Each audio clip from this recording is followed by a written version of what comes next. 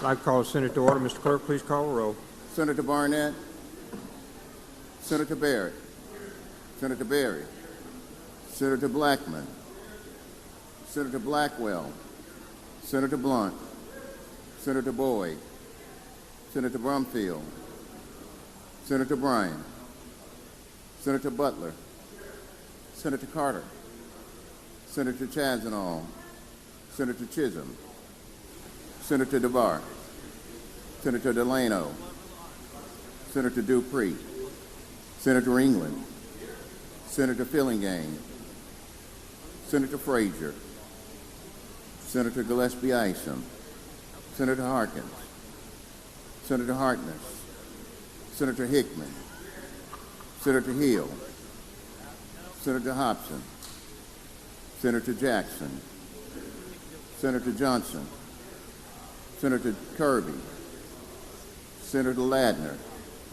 Senator McCon, Senator McClendon, Senator McMahon, Senator Michelle, Senator Mumford, Senator Norwood, Senator Parks, Senator Pope, Senator Rhodes, Senator Seymour, Senator Simmons of the 12th, Senator Simmons of the 13th, Senator Sparks, Senator Suber, Senator Tate, Senator Taylor, Senator Thomas, Senator Thompson, Senator Turner Ford, Senator Whaley, Senator Wiggins, Senator Williams, Senator Younger.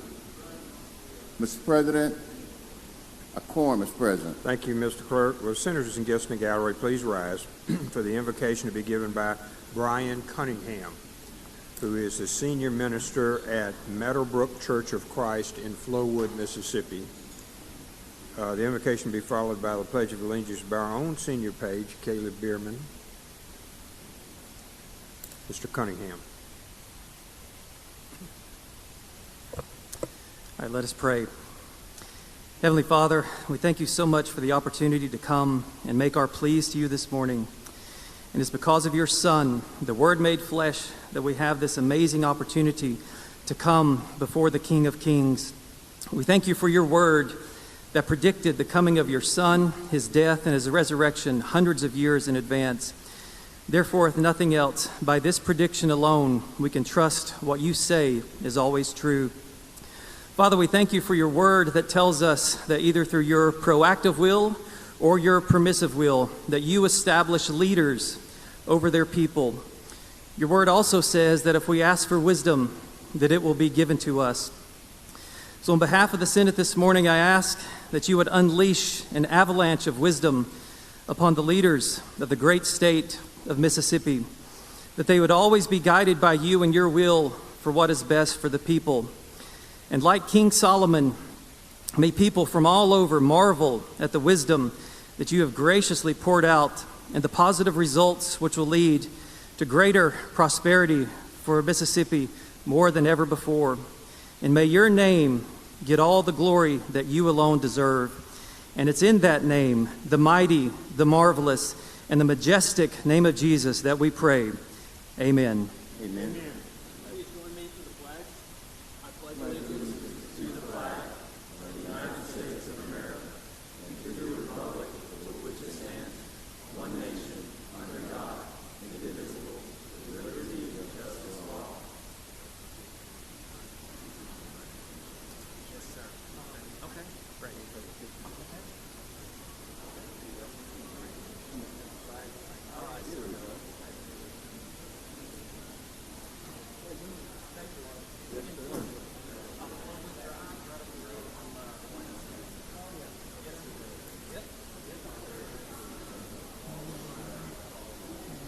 Oh, yeah. Great place. Really great place.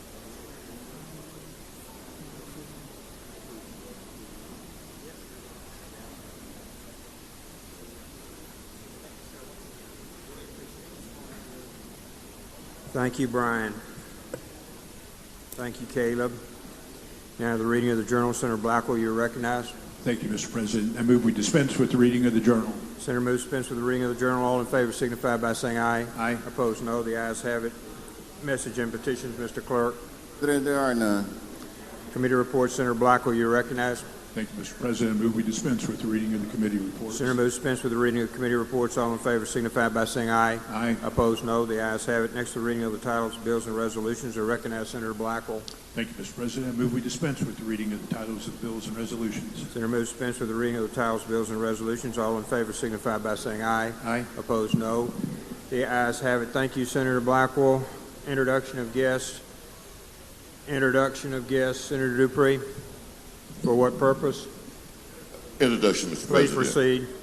proceed. Mr. President and members of the Senate, in the North Gallery, we have youth from all over Mississippi, along with Edward Clark, who's the program director, Ms. Brenda Bell Cathy, the CEO. So, Senator Justin Pope and I are glad to introduce the Youth Tobacco and Vaping Prevention Program. They do a wonderful job to keep our children safe and to keep them healthy. Give them a hand if you won't mind. Thank you. Y'all stand, please. Thank you and welcome to the Senate. Senator Younger. Yes, Mr. President. In the North Gallery, we have three distinguished guests. Senator Williams and I would like for the Senate to please give them a warm welcome. It's Jason Lonsberry. He's the CEO of Apex Ammunition, and their head salesman is Boomer Brown from Columbus. And also we have Jack Robertson with Wildlife Dominion. Y'all please give them a warm welcome.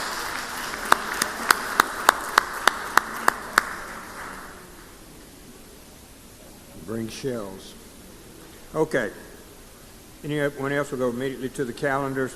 Finance, Senator Harkins.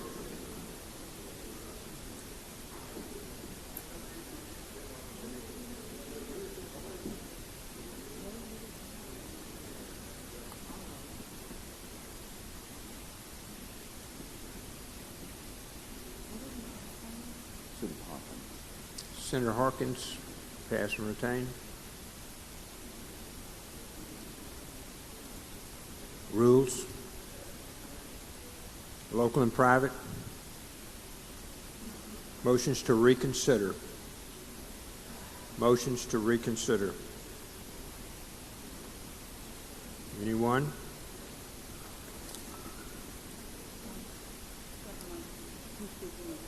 Senator Whaley, for what purpose? Mr. President, I need to hold item number 169, Senate Bill 2637, on yesterday's calendar. On a motion to reconsider, please. 169, Mr. Clerk, motion to reconsider. Motions to reconsider. Anyone? Appropriations. Senator Hobson.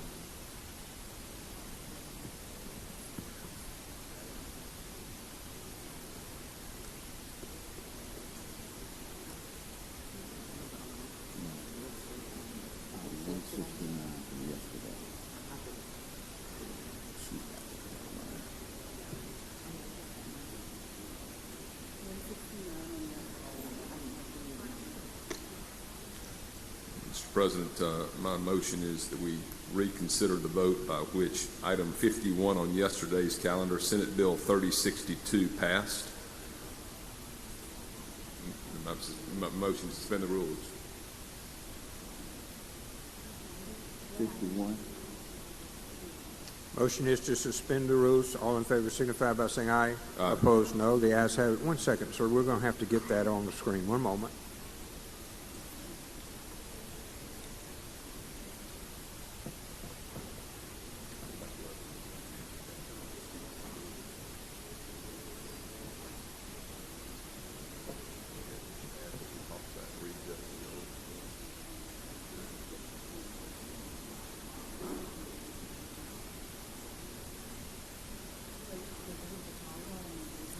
Mr. Clerk, please read the title. Senate Bill 3062, Appropriation Community and Junior Colleges Board Administrative Expenses.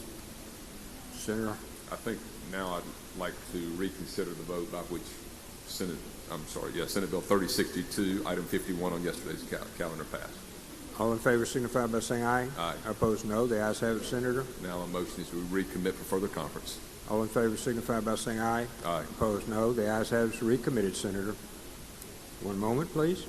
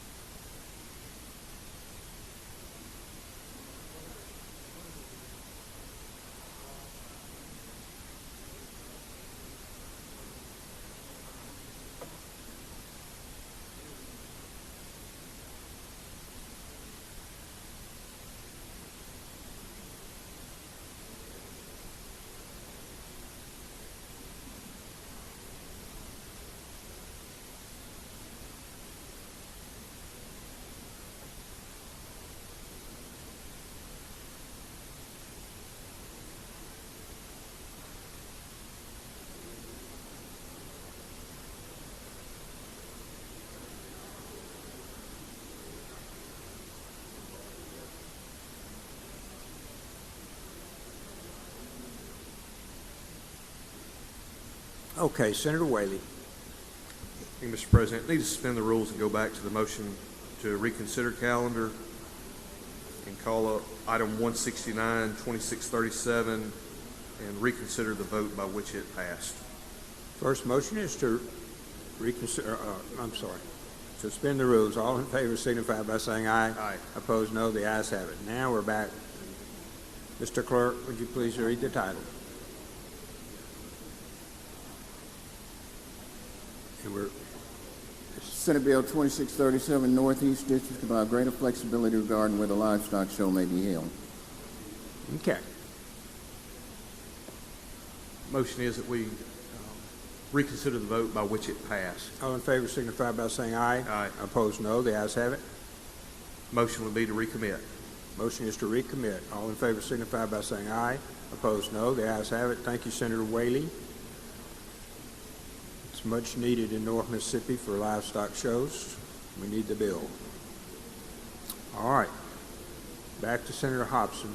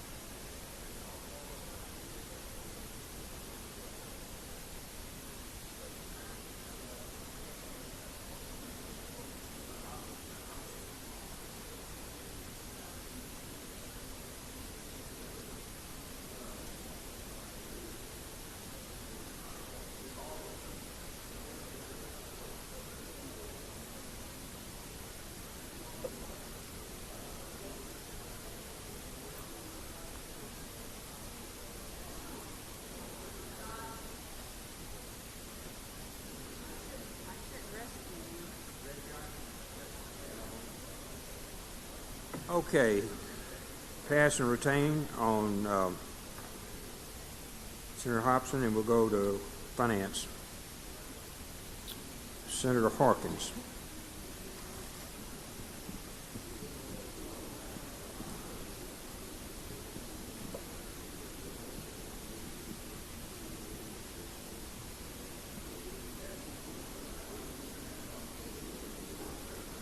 Okay, Senator, you're recognized. We're on 17. I'd like to skip Senate. item 17, have it retain its place on the calendar, go to item 18, House Bill 671.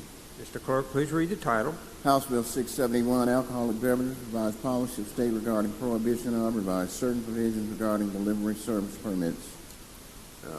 My motion is to recommit the bill for further conferencing. All in favor signify by saying aye. Opposed, Aye. no. The ayes have it. Thank you, Senator. I'd like to skip item 19 through 22, have them retain their place on the calendar, and go to item 23, House Bill 1941. Mr. Clerk, please read the title. House Bill 1941, Mississippi Outdoor Stewardship Trust Fund, authorized issuance of bonds to provide funds for and revise certain provisions relating to. Motion is to adopt the conference report and recognize Senator Johnson to explain. Senator Johnson, you're recognized. Thank you, Mr. Chairman. Thank you, Mr. President. This bill is the outdoor stewardship bill that we passed. When we originally passed it in the Senate, it would add the ability for us to bond to give them money, and it was going to change the percentage to cover DFA fee and board costs from 2% to 3%. After talking with several members who had concerns about the bonding authority, we removed that part from the bill, so it is no longer in it. And after doing some research on what the true needs of the board are, we found that having just a percentage was not workable because they would need a minimum amount, but then we also don't want it to be an exorbitant amount if we give them a high allocation or appropriation one year. So we changed the language from the 2% of the appropriation as an administration fee to be the actual expenses that they incur, not to exceed $300,000. This safeguards the state from paying too much. It also makes sure that in a year that we may give them less appropriation, they can still fund the board. And that's an explanation of the conference report. Questions on the bill? Seeing none, Senator. Move adoption using the morning roll call. Adoption by the use of the morning roll call. Anyone object? Opposed, voting no. Present.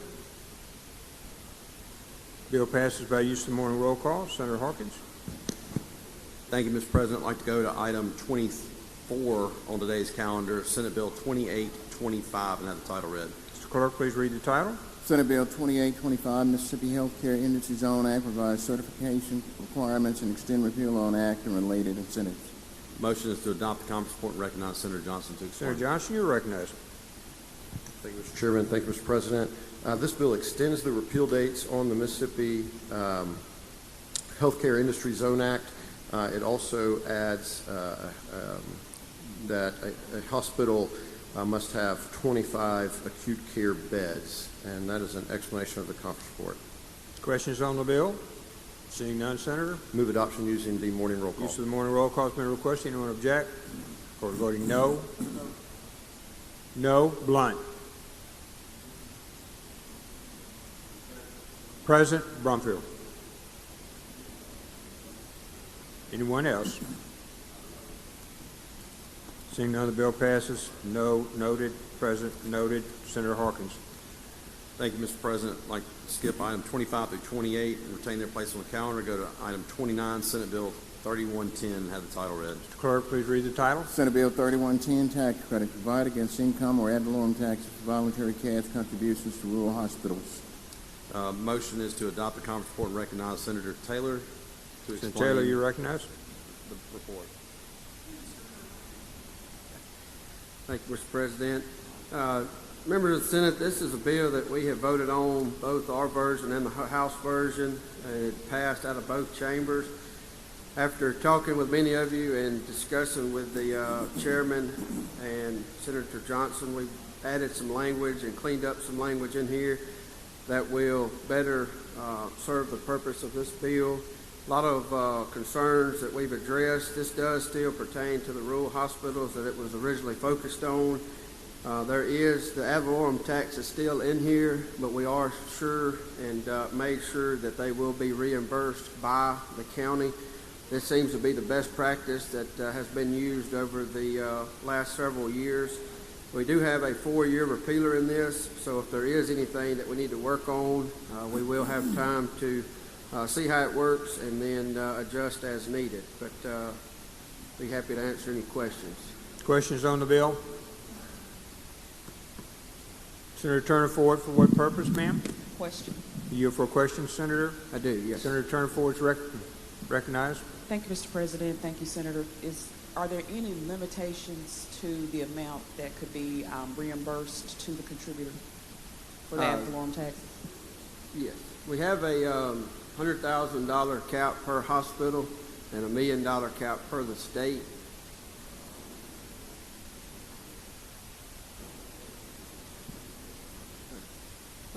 Senator Johnson pointed out it's only 50% of your ad valorem tax or your income tax credit, so it's limited up to 50%. And this is for individuals? Any entity, individual or entity. Yes, ma'am. And so the limitation is 50% reimbursed. Am I understanding that correctly?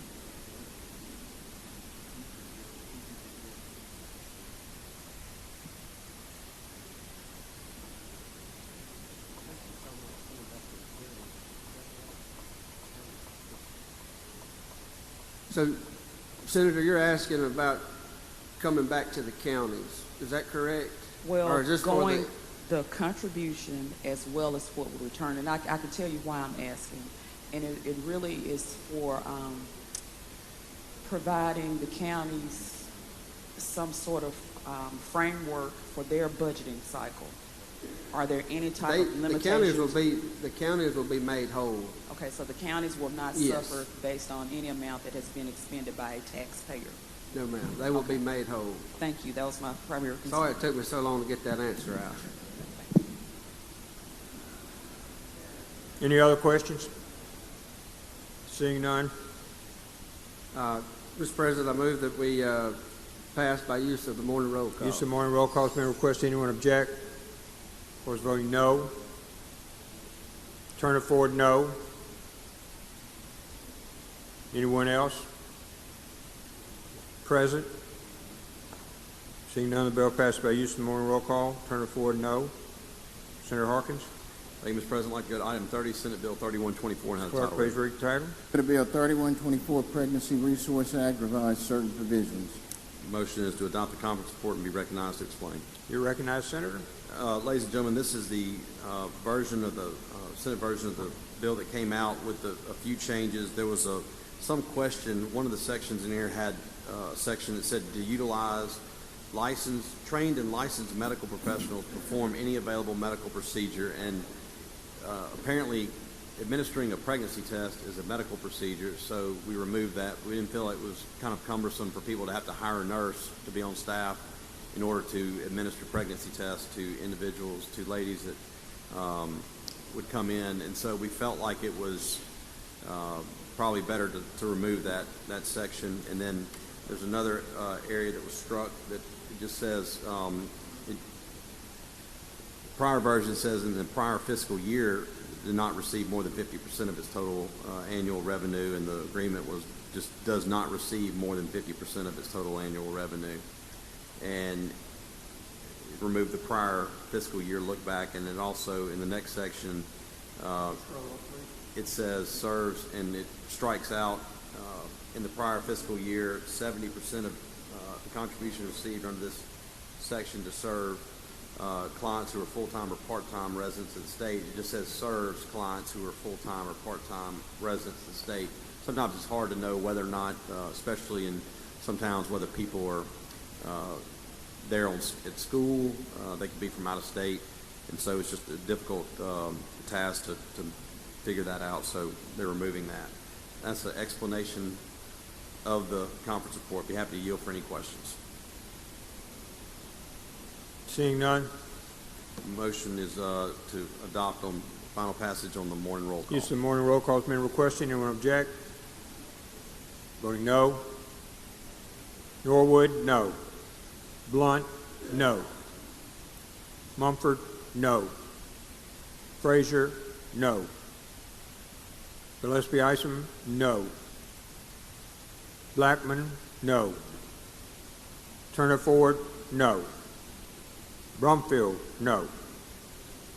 Jackson, no. Pope, no. Butler, no.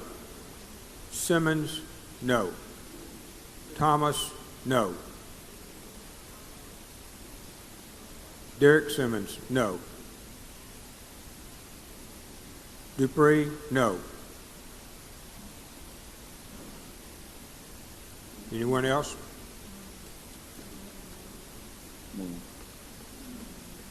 Present. One moment. We got 49.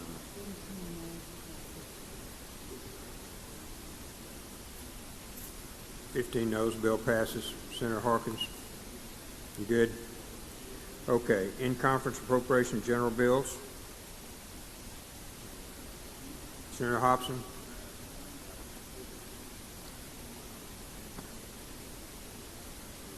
Senator Younger.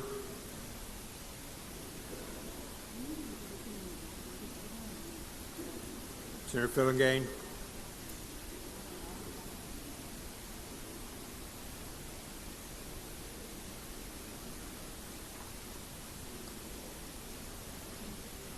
Senator Johnson.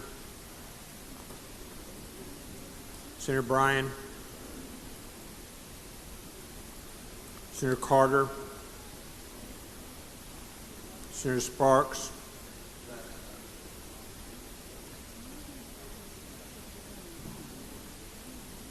Senator Delano. Senator DeBar. Senator Fillingane.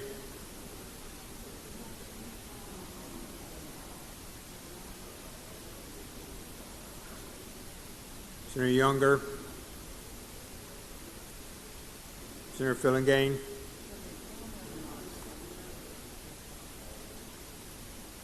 General bills. Senator Carter. Senator Berry. Senator Younger.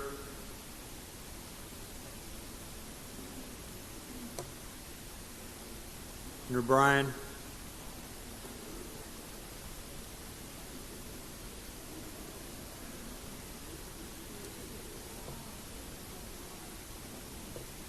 One moment, please.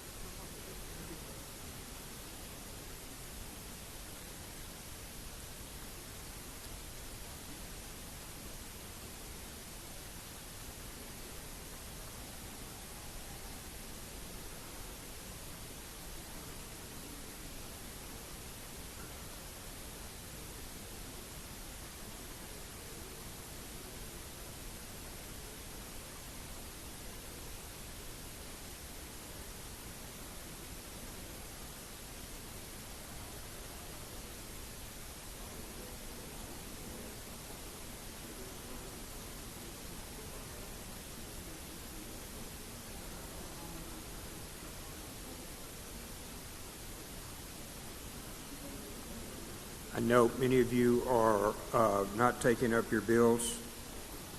I want to speak with each of you individually about why that's occurring. We're trying to leave. Okay. All right, announcements. Senator Harkins? Oh, okay, Senator Park, sorry. Thank you, Mr. President. I need to call local and privates immediately as we make a break in room 216.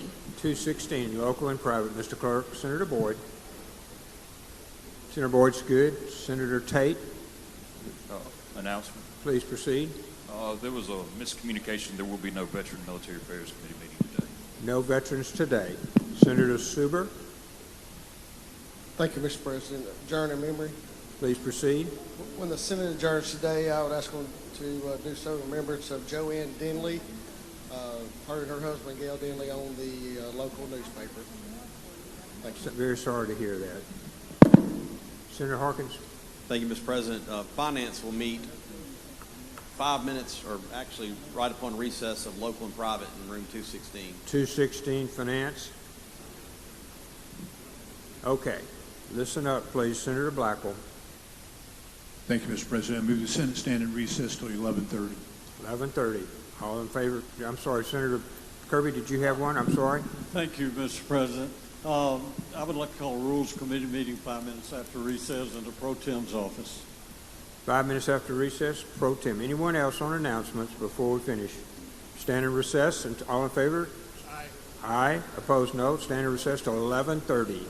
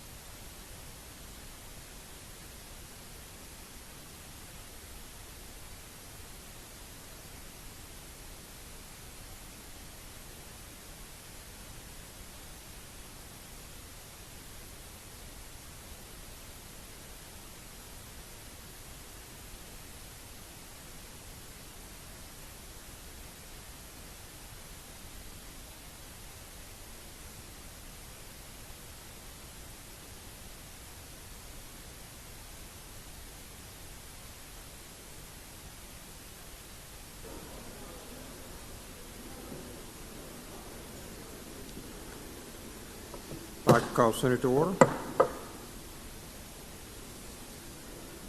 Senator Younger.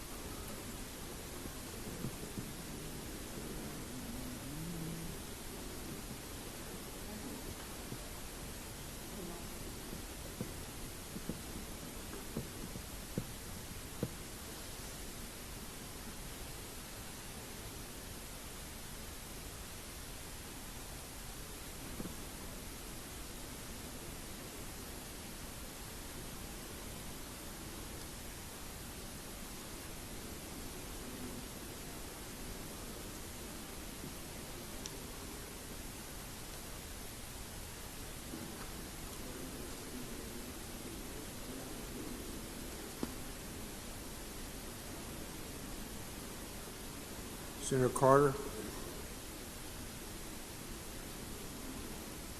105.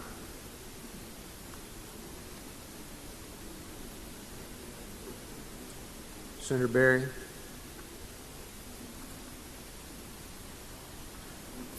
Senator Younger. Yes, Mr. President, I'd like to suspend the rules and take up item 109. Motion is to suspend the rules. All in favor signify by saying aye. Opposed, no. The ayes have it. Senator Younger. I'd also like to suspend the rules and take up 109, 110, 111 in block and have the titles read. 109, 110, and 111 in block. Does anyone object? Anyone object? Seeing none, Mr. Clerk, please read the titles. Senate nomination number 102, Jared Ambrose Waldrop, Hattiesburg, Mississippi Motor Vehicle Commission, 7-year term effective July 1st, 2025 and ending June 30th, 2032, representing the 4th Congressional District. Senate nomination number 109, James Morris Jim Richards Jr., Ridgeland, Mississippi, Commercial Transportation Appeals Board, 4-year term beginning July 1st, 2026 and ending June 30th, 2030. Senate nomination number 110, Curtis Leon Hebert Jr., Hattiesburg, Mississippi Motor Vehicle Commission, 4-year term beginning July 1st, 2026 and ending June 30th, 2030. All three of these appointments were reappointments, and they all checked out okay through peer. There were no derogatory anything against them, and there's no question. I make use of the morning roll call. Questions on the nominees? Use of the morning roll call has been requested. Does anyone object to that procedure? This court is voting no. Present? Seeing none, all nominees are confirmed by the Senate. Senator Bryan?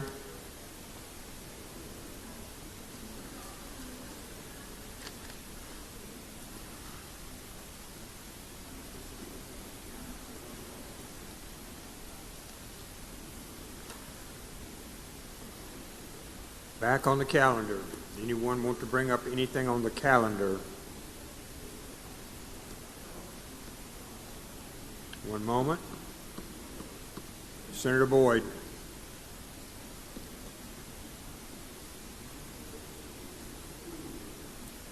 I'd like to suspend the rules and go to item number 60.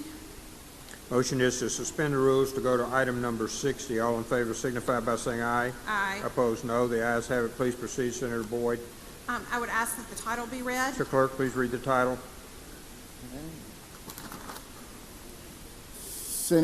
House Bill 1488, University of Southern Mississippi authorizes sale and a long-term lease for use of university property. I'd ask that Senator Dupree be allowed to explain. Senator Dupree, you're recognized to explain the committee. Thank you, Mr. President. Thank you, Madam Chair. I'd like to discuss the bill. This bill is basically a USM bill that's going to allow them to be able to either sell or lease a piece of property, 600 acres of property in an industrial property. It is the conference committee's report. Couple of things have changed. One is that DFA is going to defer to the University of Southern Mississippi or the IHL board in order to make that sale or that lease. The other thing is they're requiring that you submit a report that has to do with financial literacy. That has to be done by November of this year. There's certain things that they have to do. Each report is submitted, has to include financial literacy, credit-bearing things, personal budgeting, credit debt, student loans, financial aid, and repayment. They will become effective immediately. The first section that has to do with allowing them to sell or lease. The other one would become effective after July 1. Mr. President, if there are no questions, by the morning roll call, I ask for adoption. Questions on the bill? Seeing none, use of the morning roll call has been requested. Anyone object? Court is voting no. Present. Thank you, Senator Dupree. Thank you, Senator Boyd. Bill passes by use of the morning roll call. Senator Boyd. I'd ask consent for us to go to item number 46 in the calendar, please. Waive unanimous consent. All in favor signify by saying aye. Opposed, no. Ayes have it. Please proceed. Mr. President, I called up the wrong bill. My apologies. 41. 46, Senator. Senator, yes, Mr. President, I'd ask that we go to item... Suspend the rules and go to item 40. Is that right, Senator? 46? I've called up the wrong bill, Mr. President. Yeah, I know. Which one do you want? Item number 91. All right, hold on. One moment, please. Thank you. Senator, 91 is on page 12. Page 12. Motion is to suspend the rules to address item 91, Senate Bill 2524. All in favor signify by saying aye. Aye. Opposed, no. The ayes have it. Please proceed. Senator Boyd. I'd call it item 91 and ask the title be read. Clerk, please read the title. Senate Bill 2524, Mississippi Post-Secondary Attainment Council established. Okay. This is the bill that has the Post-Secondary Attainment Council in it. This is the language that you've seen before that will have universities, community colleges, and the business community all working together to establish post-secondary education attainment goals that will help us further ascent to higher graduation rates and higher career and technical certificates for the state. This is a new council that we have taken an old council that wasn't functioning, and we are putting it in place of this, so hopefully we'll be able to do that. That's an explanation of the bill. I'm happy to answer any questions. See no questions, Senator? If You need to make your motion. yes. If there's no further questions, I ask that we adopt the conference report by use of the morning roll Use call. of the morning roll call has been requested. Anyone object? Court is voting no. Present. Seeing none, thank you, Senator Boyd. Bill passes by use of the morning roll call. Senator Sparks. Thank you, Mr. President. I'd like to suspend the rules for immediate consideration of number 70 on today's calendar. One moment, please.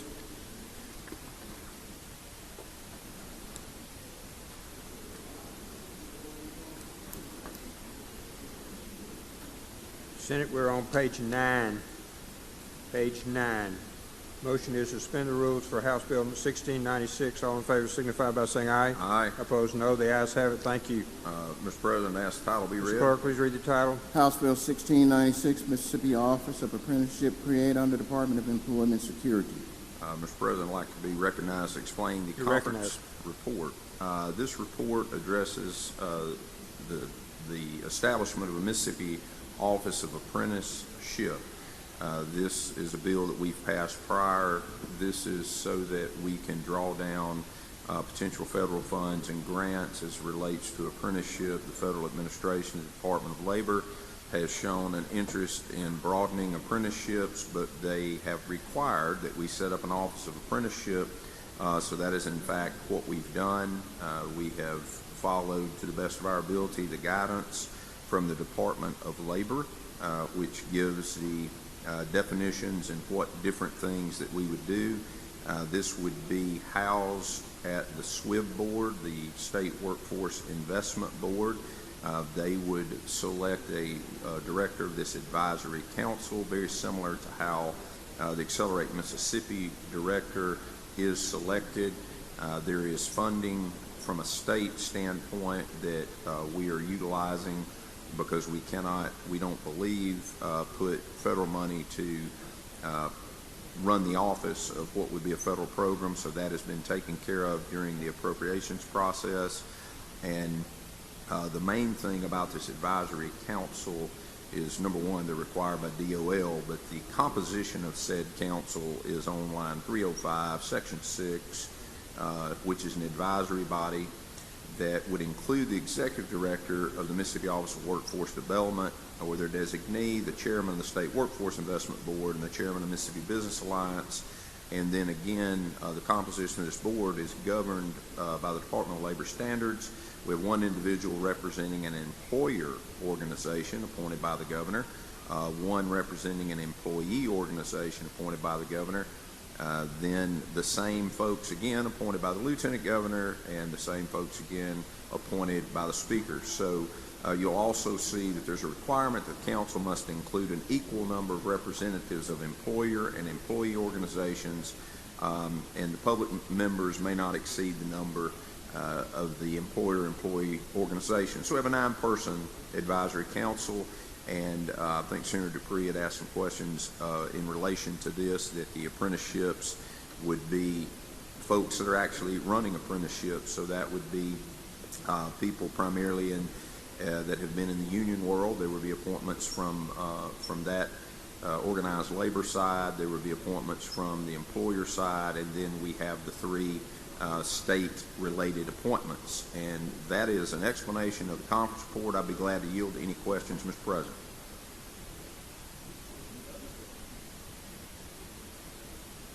Okay. Questions from Senator Bryan. For what purpose, Senator Bryan? A question. Will you yield, Senator? I yield. Senator Bryan's recognized. I'm just trying to find the language where the employee representatives are described. Yes, in section 6. If I could find it, I would hope you would tell me what those words that are written down on this piece of paper actually mean. Section 6, I believe, maybe beginning on 314, is an individual representing an employer organization who meets the qualifications described back in subsection 3. And again, this is in compliance with the way the federal... I'm looking for subsection 3, and I'm not sure subsection 3 of which section. Fair enough. Can you tell me where this subsection 3 is? Let me check for you, Senator Bryan.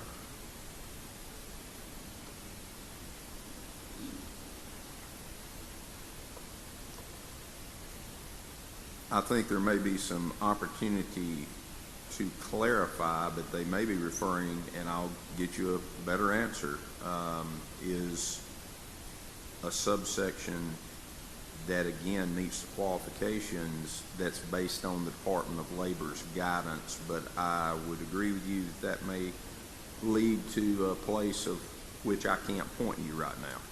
Well, this is, if it might save time if I were to tell you my concern and you tell me why I shouldn't be concerned about that. My concern is I can see a lot of potential with this proposal. It's a bit different than what we've been doing. I can see how it's got a lot of value. I can also see how there are problems in that it's an opportunity to get free labor or labor at a reduced cost. I can see difficulties in that we're trying to take students who ought to be in an academic setting, going to high school, and sending them to go work instead. I think there are ways to work around all those things. I'm not opposed to the concept. My concern is that we have somebody there who's basically looking after the students. I would have been happier if there had been an educator involved in this, but nevertheless, who it is that's there who's wearing the hat of, I'm here to look after the employees is a concern of mine. And I think that everybody connected with this would want somebody who's really there to raise issues about salaries and raise issues about time out of school and all of that. That's why I'm concerned about who those representatives are. So my question, of course, is, Mr. Chairman, what can you do to alleviate my concerns? Well, a couple of things. One is I will get you subsection 3 to point you in the right direction, but I do know this, the primary language in this bill is to adhere to the DOL guidance, because if we don't follow their guidance, we don't have an opportunity to participate in the program, which is the whole reason we're creating a council, which I would prefer not to create another arm of government, but in this case it's justified because of the requirement from the federal government. The second thing I would say is that the apprenticeship, the legitimate apprenticeship world, you look at companies like Ingalls who run a legitimate apprenticeship program, those salaries, those careers are often generational, and I certainly don't think we're plucking anyone from their educational pursuits and forcing them into an apprenticeship program. I think we're wanting to encourage that apprenticeship happens more in the state of Mississippi in the manner that an apprenticeship at the end of it has a return on investment for the individual going through that apprenticeship. It certainly has a return on investment for the employer as well, because the expectation is once you complete the apprenticeship, you are of great value to that organization.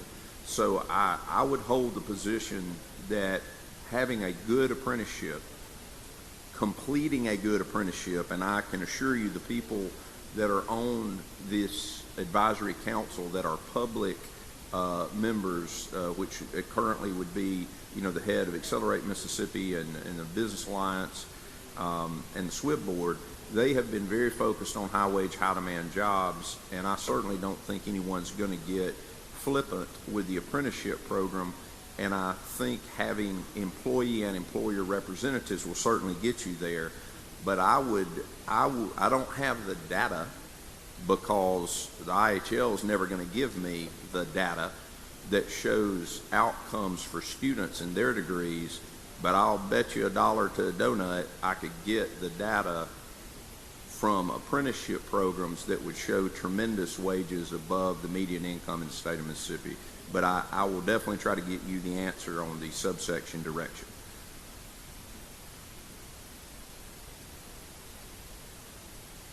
If there are not any more questions, I would have a motion, Mr. President. One more. Senator Seymour. For what purpose? Question, Mr. You yield, President. Senator? I yield. Senator Seymour is recognized. Thank you, Mr. President. Mr. Chairman, is this, they're just diverting the apprenticeship program? I'm going to use Ingalls, for example, have had a federally subsidized program, and basically all they're doing is saying we're going to revert that money to the state. No. The point of the advisory council is dealing with state apprenticeships. We're certainly not wanting to interfere with anything that any employer has ongoing. There are going to be new opportunities coming down through the Department of Labor for potential state apprenticeships or apprenticeships through the Department of Labor, in the sense that they've asked us, if you want to participate in additional apprenticeship opportunities and potential federal funding for such apprenticeships, that you must set up a council. All we're doing is setting up a council and then trying to make that work with our people on the ground, versus having somebody from DOL all the time making the calls, which may make life easier for the folks at Ingalls or some other location. Thank you. Thank Mr. you. Chairman.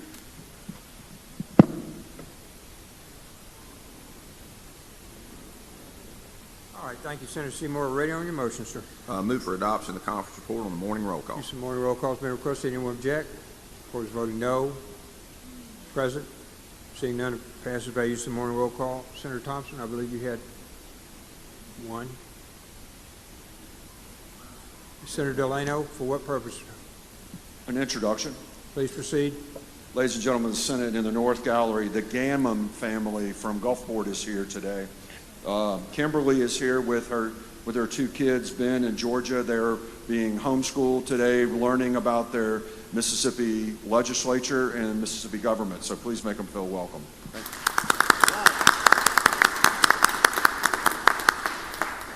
you. All right. Senator, Thompson? Thank you, Mr. President. Move that we suspend the rules to go to item number 86 on today's calendar. One moment. Motion is to suspend the rules to go to item 86 on page 12, Senate. All in favor signify by saying aye. Aye. Opposed, no. The ayes have it.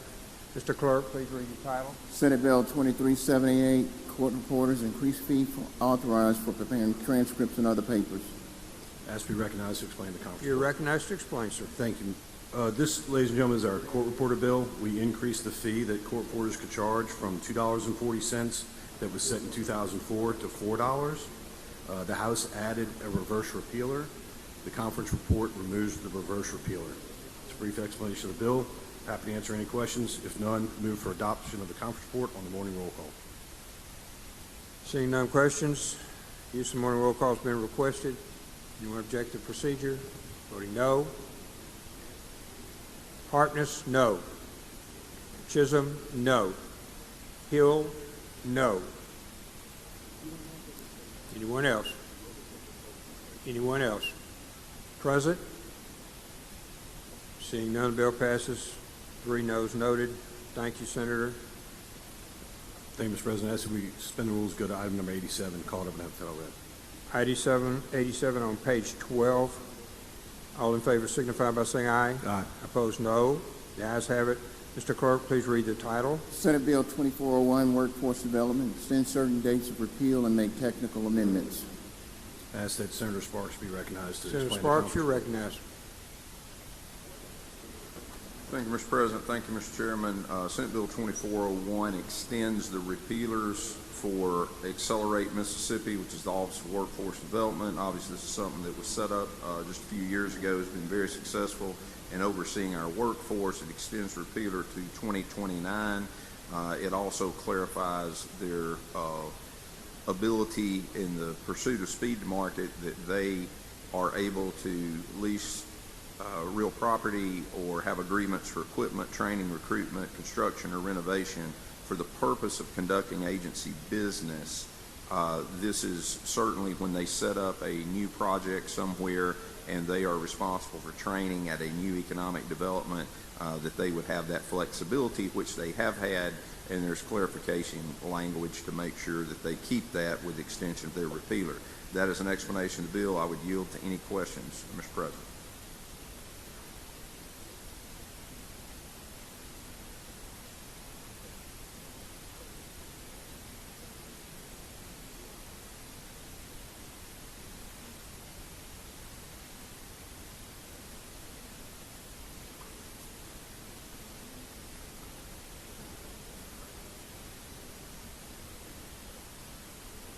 Okay, sorry, Senator. No, sorry. Motion. Any questions? If no questions, move for adoption of the conference report on the Seeing morning no roll call. questions. The use of the morning roll call has been requested. Anyone object? Voting no. Present?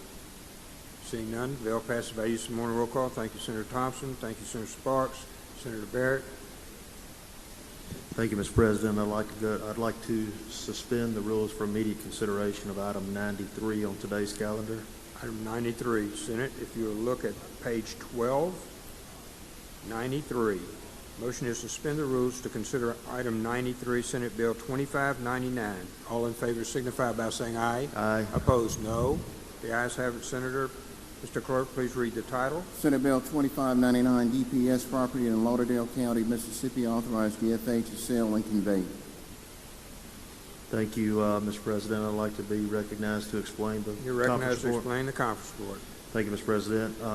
What this conference report would allow is DFA acting on behalf of DPS to sell the DPS facility in Lauderdale County and Meridian more specifically to a company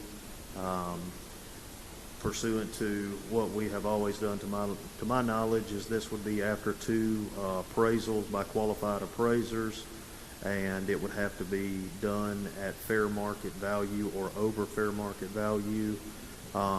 Any proceeds from this would be deposited into the state general fund. That is a brief explanation of the conference report, Mr. President. I yield for any question.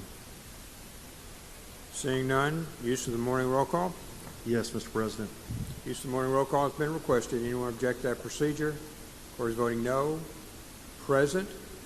Seeing none, thank you, Senator. Senator Barrett, thank you very much. Senator Younger, you're recognized. Yes, Mr. President, I'd like to suspend the rules and take up item number 41, House Bill number 342. It's on page 6. Page 6, Senate, item 41. Have the title read, please. One moment, please. Motion is to suspend the rules to take up item 41. All in favor signify by saying aye. Opposed, Aye. no. The ayes have it. Mr. Clerk, please read the title. House Bill 342, Memorial Highways and Bridge designating various segments of public roadway as on certain conditions. I'd like to explain, Mr. President. You're recognized to explain the bill, sir. Section 1, segment of Mississippi Highway 370 located in Itawamba County, Mississippi, beginning at Lee-Itawamba County line and extending to the easterly direction to its intersection with Houston-Palestine Road in Itawamba County will be designated and known as the Roger Campbell Memorial Highway. Section 2, the segment of Mississippi Highway 363 located in Itawamba County, Mississippi, beginning at its intersection with Centerville Road and extending to northwesterly direction to its intersection with Hall Road in Itawamba County, Mississippi, is designated and shall be known as the Jacob Edward Kent Memorial Highway.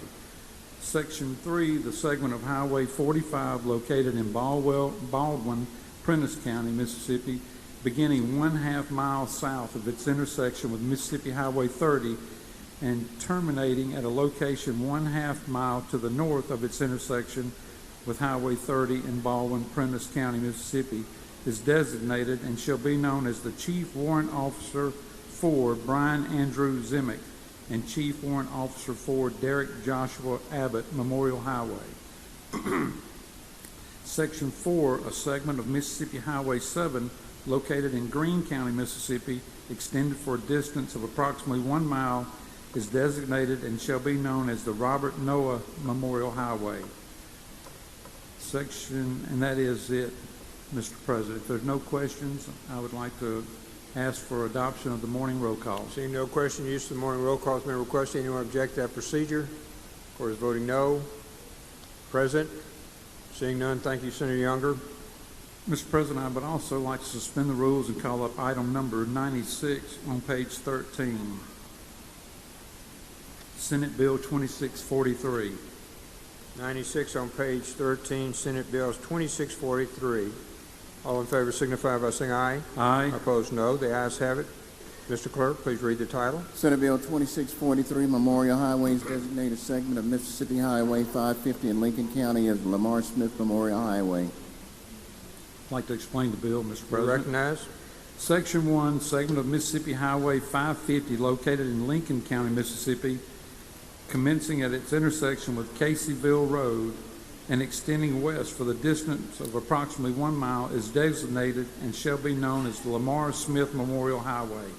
Section 2, segment of Mississippi Highway 46 located in Webster County, Mississippi, commencing at the Webster County line and extending westerly for a distance of approximately 1 mile toward the village of Mantee in Webster County, Mississippi, and terminating at its intersection with Main Street. And it will be known as the Joe Eddie Lofton Memorial Highway. Section 3, segment of Interstate 20 frontage road located in Hinds County, Mississippi, in the city of Jackson, commencing at its intersection with East McDowell Road and extending north and east for a distance of approximately 1 mile to its intersection with South Gallatin Street, is designated and shall be known as the Guru Tech Bahadur Jai Marj Road. Section 4, the segment of Mississippi Highway 322 located in Quitman County, Mississippi, commencing at its intersection with Black Road and extending east for a distance of approximately 1 mile, is designated and shall be known as the James Jimmy Clark Memorial Highway. Section 5, a segment of Mississippi Highway 16 located in Kemper County, Mississippi, specification of its points and commencement and terminus to be determined by the Kemper County Board of Supervisors and therefore communicated to the Mississippi Department of Transportation. This will be known as the Samuel Tisdale Senior Memorial Highway. Section 6, a segment of Mississippi Highway 19 located in Neshoba County, Mississippi, specifications of its points, the commencement and terminus to be determined by the Neshoba County Board of Supervisors and therefore communicated to the Mississippi Department of Transportation. It shall be known as the Dustin Pope Memorial Highway. Section 7, the segment of Mississippi Highway 19 located in Lauderdale County, Mississippi, commencing at a point approximately 300 feet north of its intersection with Water Valley Road, extending north for a distance of 1 mile, is designated and shall be known as the Staff Sergeant Michael Allen Greer Memorial Highway. Section 8, the segment of Mississippi Highway 6 located in Panola County, Mississippi, Lafayette County, Mississippi, commencing at a point 1/2 mile west of the Panola-Lafayette County line and extending east for a distance of 1 mile to a point 1/2 mile east of the Panola-Lafayette County line, is designated and shall be known as the Robert H. Bob Dunlap Memorial Highway.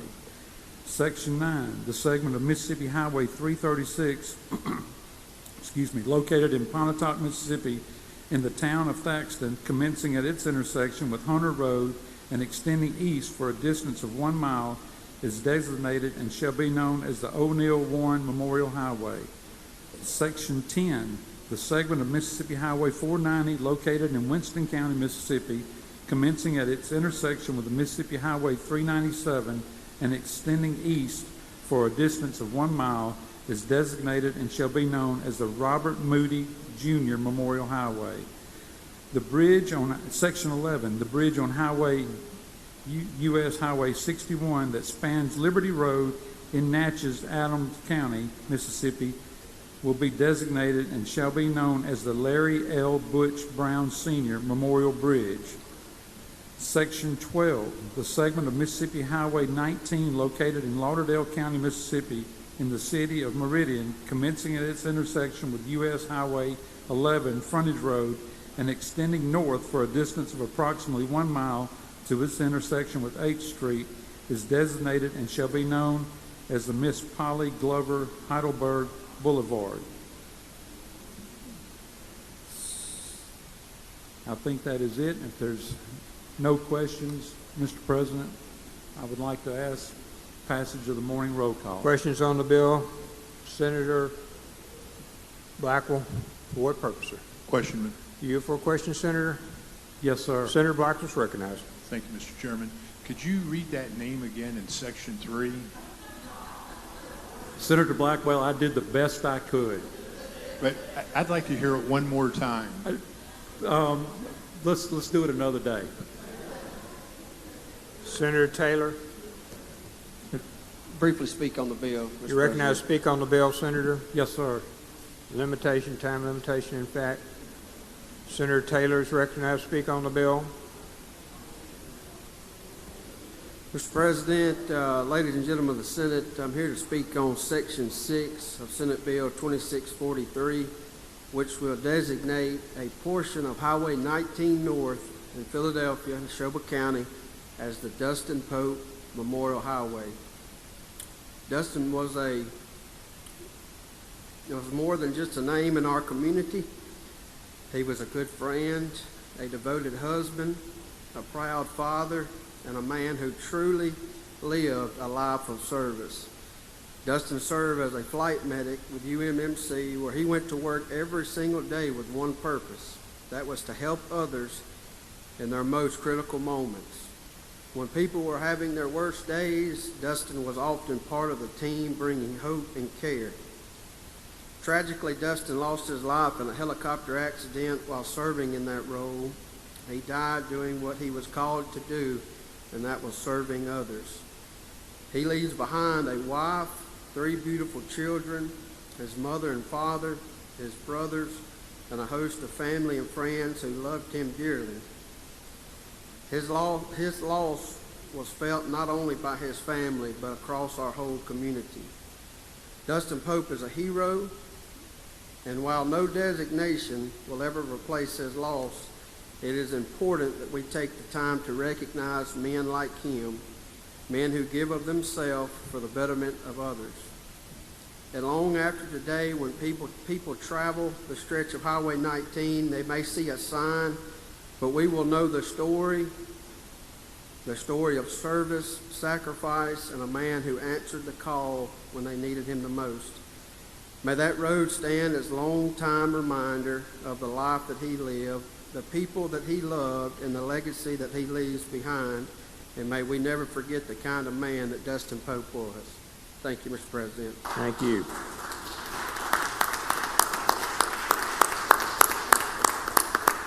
Thank you. Thank you, Senator. Appreciate your words. Okay.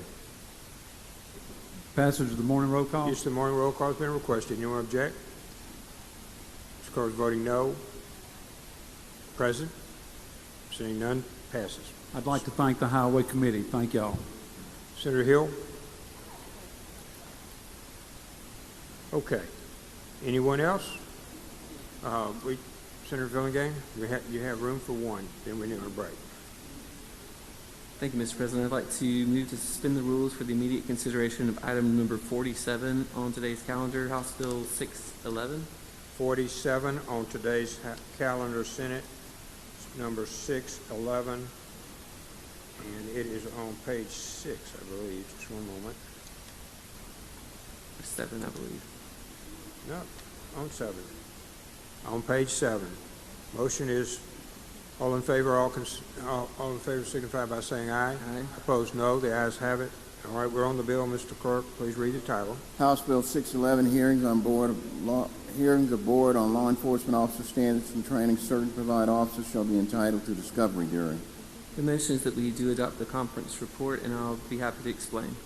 You're recognized to explain, sir. Thank you, Mr. President. So this report deals with the situation where the Mississippi Board of Law Enforcement Standards and Training contemplates reprimanding, suspending, canceling, or recalling the certification of a law enforcement officer. In that instance, under this conference report, then such officer shall be entitled to discovery during the hearing process of the board.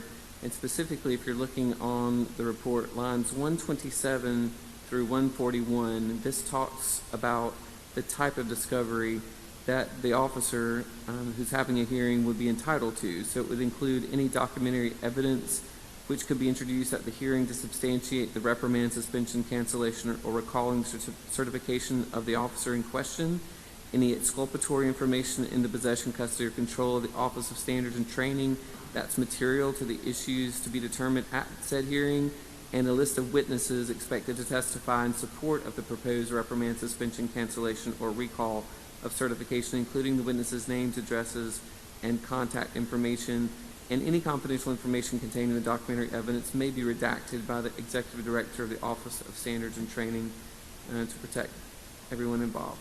That's what the report does. I'm happy to answer any questions. Questions on the bill? If not, I move adoption by use of the morning roll call. Use of the morning roll call has been requested. Anyone object? Opposed, voting no. Present? Seeing none, thank you, Senator. Appreciate y'all starting to clear the calendar. Any announcements? Senator Tate?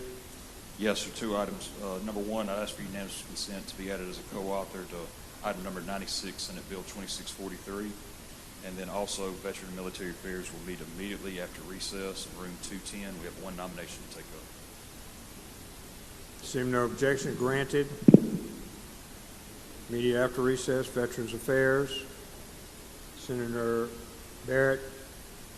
And adjourn in memory, Mr. President. Please proceed.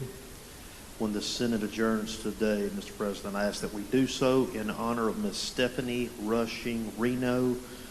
She was a 51-year-old lady from Lincoln County, and she's lost her life, obviously, too soon. Thank you.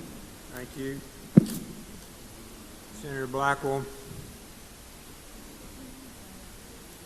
Thank you, Mr. President. I move we stand in recess till 2 p.m.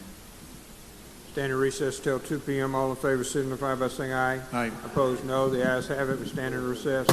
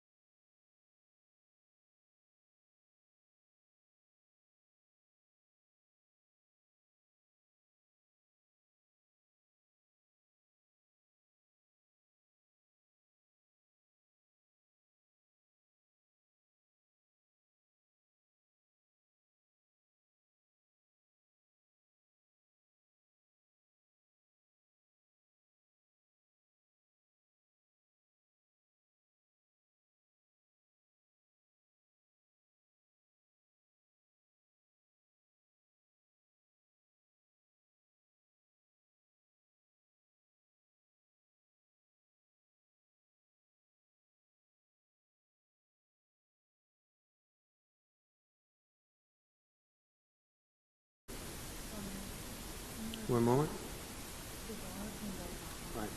Right, I had a couple that we were going back before Senator Hobson starts. Okay, Senator DeBar? And anyone else that has anything on the calendar, we'd appreciate you addressing those.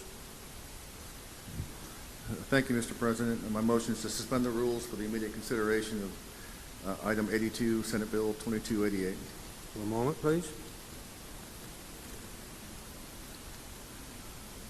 82 is on page 11, Senate. All in favor signify by saying aye. Aye. Opposed, no. The ayes have it. Please proceed. Mr. Clerk, please read the title. Senate Bill 2288, Comprehensive Workforce Training and Education Consolidation Act, expands CTE incentive grant purposes and extend repealer. Thank you, Mr. President. My motion is that we do adopt the conference report, and I'll be allowed to explain. You're recognized to explain the conference report. Thank you, sir. So this report combines two issues that we discussed and passed out of this chamber earlier. The first being dealing with the CTE grants that are made to districts. If you recall, on line 48 of the report, up to $600 in grants are made to a district per student as funds are available to allow districts to buy to support the CTE programs. All the amendment does on line 60 is to allow for the purchase of equipment that lead to qualifying industry certifications, so it adds and allows greater flexibility for the purchase of these items. Section 2 on line 89 extends the repealer to July 1 of 2029. And then in Section 3 involves the regional education servicing authorities. If you recall, this is something that Senator McMahon amended early in the session to allow bulk purchasing by these groups, these educational groups. This passed by a wide margin on the floor. And so that's all this report does. Like I said, it covers two items that have been passed by this chamber earlier, and that is an explanation of the report, Mr. President. I'll yield for any questions. Questions on the bill? Seeing none, Senator? Move for adoption by the use of the morning roll call. Use of the morning roll call has been questioned. You want to object? Of course, voting no. President? Seeing none, the bill passes by use of the morning roll call. Senator Chisholm, for what purpose, ma'am? Thank you, Mr. President. I would like to hold on a motion to reconsider Senate Bill 2643, item 96 on this morning's calendar. One moment, please.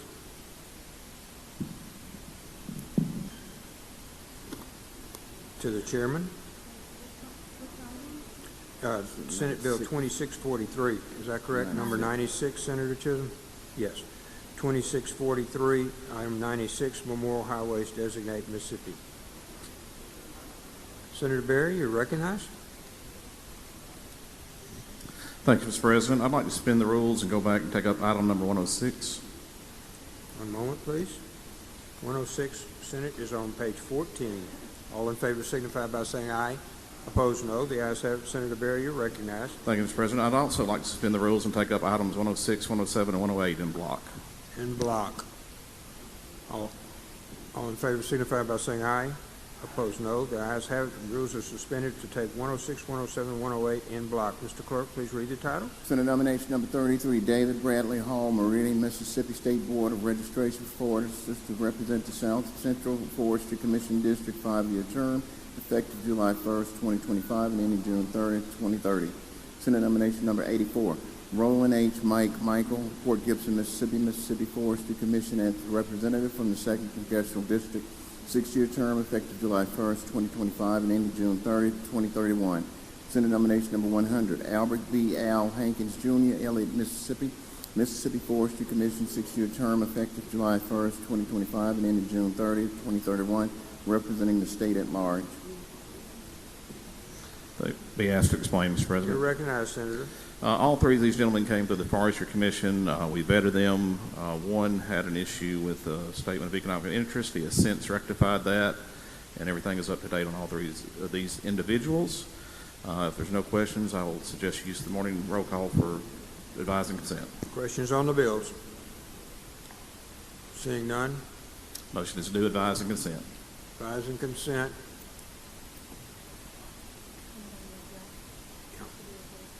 I'm looking. All in favor signify by saying aye. Aye. There is anyone who wishes to be recorded as voting no. Present. Seeing none, passes by use of morning roll call. Mr. President, I'd like to thank the Forestry Committee for their hard and arduous work this year. I appreciate their efforts. Thank you. Thank you, Senator Bryan.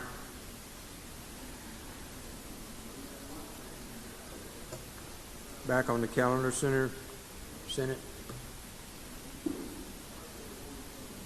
Anyone else? Before we start with Senator Hobson. Anyone else on the calendar? Okay, Senator Hobson. You have a supplemental calendar, Senate?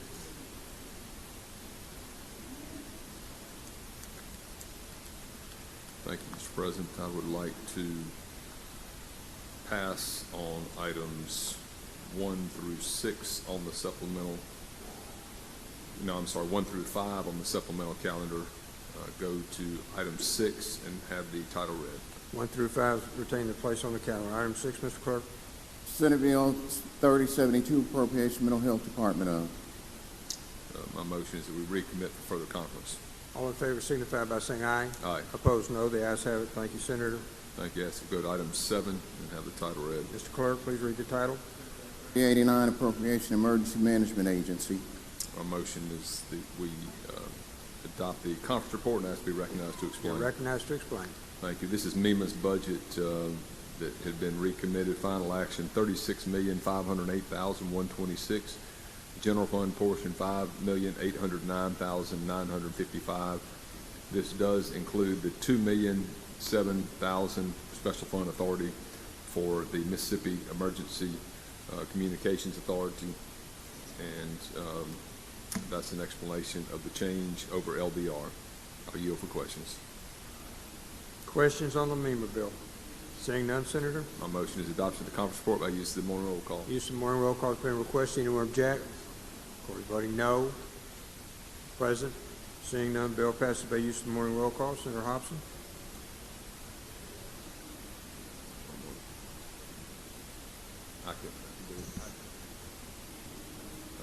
Thank you, Mr. President. Go to item 7 on the, I'm sorry, I asked that we suspend the rules. My motion is suspend the rules to go back to item 5 on the supplemental calendar. All in favor signify by saying aye. Aye. Opposed, no. The ayes have it, Senator. You're on item 5. Mr. Clerk, please read the title. Senate Bill 3071, Appropriation Gulf Coast Restoration Funds to the Mississippi Development Authority.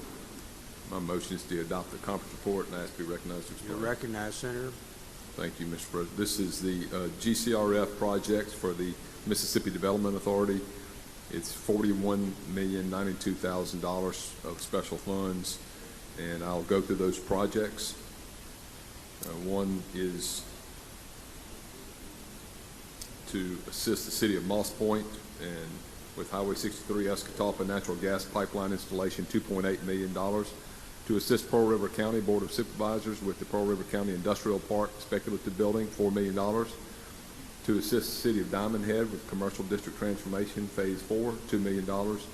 Assist the city of Ocean Springs with Public Works Redevelopment and Relocation Phase 1 and 2, $1.5 million. To assist the city of Lucedale with Calvert Street improvements, $1,764,000.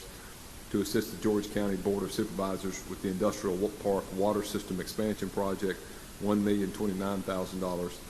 To assist the LaPointe Krebs Foundation with the development of a new LaPointe Krebs Interpretive Center, $900,000. To assist the Lucedale George County Historical Society with the Lucedale George County History Museum, $150,000. To assist the Mississippi Gulf Coast Coliseum with Coliseum expansion, $5,476,000.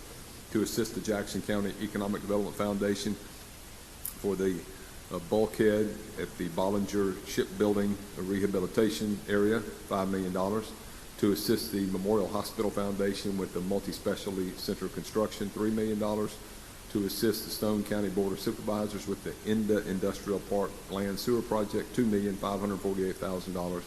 To assist the City of Waveland with waterfront improvements, $750,000. To assist the Harrison County Sheriff's Department with Law Enforcement Training Academy and Improvements, Phase 2, $3.5 million. To assist the Singing River Health System with Healthcare Academy expansion phase 2, $675,000 to assist Long Beach Harbor with Long Beach Harbor complex restoration, $1,500,000 to assist Hancock County Port and Harbor Commission with Stennis International Airport Site 1 hangar development, $2 million to assist William Carey with Tradition Campus student housing, $1.5 million to assist the Songwriters Alliance with the design of exhibits improvements to the Mississippi Songwriters Performing Arts Center, $1 million. And then we've got the reappropriations that are in 25 and previous years included in this bill.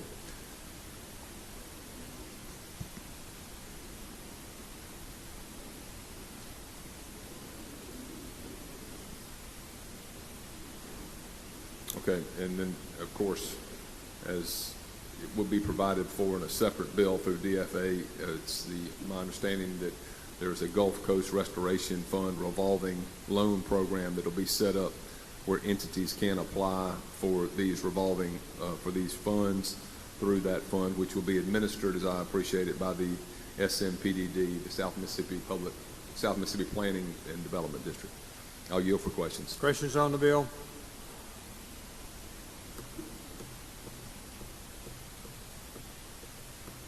Questions on the bill? If not, I move adoption of the conference report by use of the morning roll call. Motion is to adopt the conference report by use of the morning roll call. Does anyone object to that procedure? Or is voting no? Present. Seeing none, bill passes by use of the morning roll call.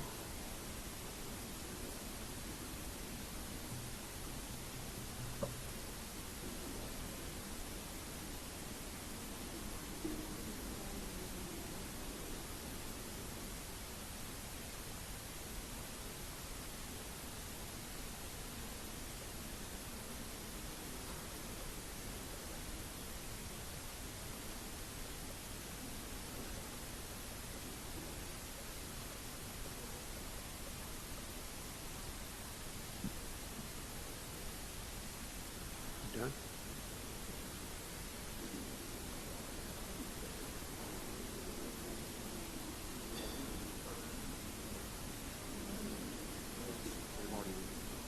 Or they're going to recommit it.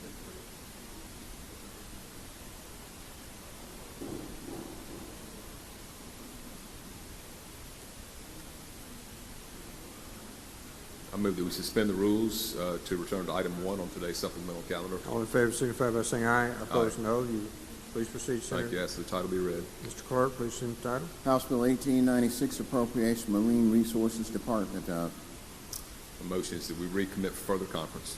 All in favor signify by saying aye. Aye. Opposed, no. The ayes have it. Please proceed. Senator Delano, you recognize?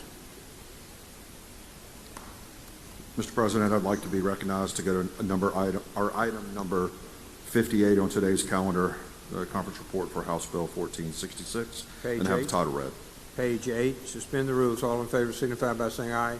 Opposed, no. The ayes have it. Mr. Clerk, please read the title. 56. What number? 58. 58. 1466. House Bill 1466, Crawfish and Seafood, revised certain provisions relating to labeling requirements. I'd like to be recognized to explain the conference report. You're recognized, Senator. Thank you very much. Ladies and gentlemen, this is the seafood labeling bill. We've only removed the reverse repealer in it, but just to give you a real quick summary, this tightens up the wall that we already have in place for labeling and make sure that that restaurants are showing imported versus domestic seafood properly. And if they have the name of, say, Chilean sea bass, because it has Chilean in it, that we don't have to put that it's an import right after it. Also, it allows for an icon to be put on the menu as well to simplify it a little more and make it more consistent with other things such as gluten-free or non-peanut and stuff like that. So that's an explanation of the bill. There is another thing in here, that allows for grocery stores that are already covered under the COOL Act to be able to label or not have to label additionally that the seafood is imported if it already has it on the actual case that it comes in itself. So that's an explanation of the conference report. I'll yield for any questions. Questions on the bill? If there are no questions, I'll move for adoption based on the morning roll call. Use of the morning roll call has been requested. Anyone object to the procedure? Hill? I'm sorry, we have a question. Senator Delano, will you yield for a question? Absolutely. Please proceed, Senator Hill. Thank you for your work on this. I'm just looking at lines 100. I want to try to make sure I understand that. Notwithstanding this exemption, grocery stores, seafood markets, and other retail food establishments that sell fresh or unfrozen seafood products directly to consumers are required to comply with all applicable seafood labeling requirements established under this section. So, like, it still has to say if you buy it, like if it's in a grocery store and it's in a plastic bag or something, it still has to have country of origin labeling on it. We're not changing any of that, right? That's correct. That's covered under the Cool Act if it's already prepackaged and frozen. Yeah. If it's just loose, fresh shellfish or fish that's served in the deli market, it has to still show that it's imported or or domestic. So Yes, this ma'am. is just more clarifying language, Yes. basically. Yes. Thank you. Yes. Thank you, Senator. Any other questions? Now we're ready on your motion, sir. Motion to be used to adopt the conference report based on the morning roll call. Anyone object to procedure? Court is voting no. Present. Seeing none, the bill passes by use of the morning roll call. Senator Delano. Mr. President, I'd like to go to item number 81 on today's calendar, Senate Bill 2263, and ask for unanimous consent to go to that item. Motion to suspend the rules, go to item 81. All in favor signify by saying aye. Opposed, no. The ayes have it. I'd like to have the title read, please. Please read the title, Mr. Clerk. Senate Bill 2263, law enforcement officers of the Department of Marine Resources will cause probable cause to board or stop a vessel. Mr. President, I'd like to recognize Senator Thompson to explain the conference report. Senator Thompson, you're recognized. Thank you, Mr. President. Thank you, Mr. Chairman. Senate Bill 2263 is our bill that would require probable cause before a law enforcement officer can perform a vessel stop. There have been a couple instances where vessel stops were initiated without any probable cause. That if at a boat ramp, for example, the DMR officers can just wait there until the boat shows up and then board the boat under the current regs. This would require probable cause that the officer has reasonable belief that some violation of existing law is happening before they can board the vessel. This is similar to what is required for a police officer performing a traffic stop to stop and inspect your, or to stop and inspect your vehicle. It's a brief explanation of the conference report. Happy to answer any questions. Senator Berry, for what purpose? I'm sorry, Senator Hobson, that Senator Berry is on. Thank you. Question, Mr. President. Do you yield for a question? Yes.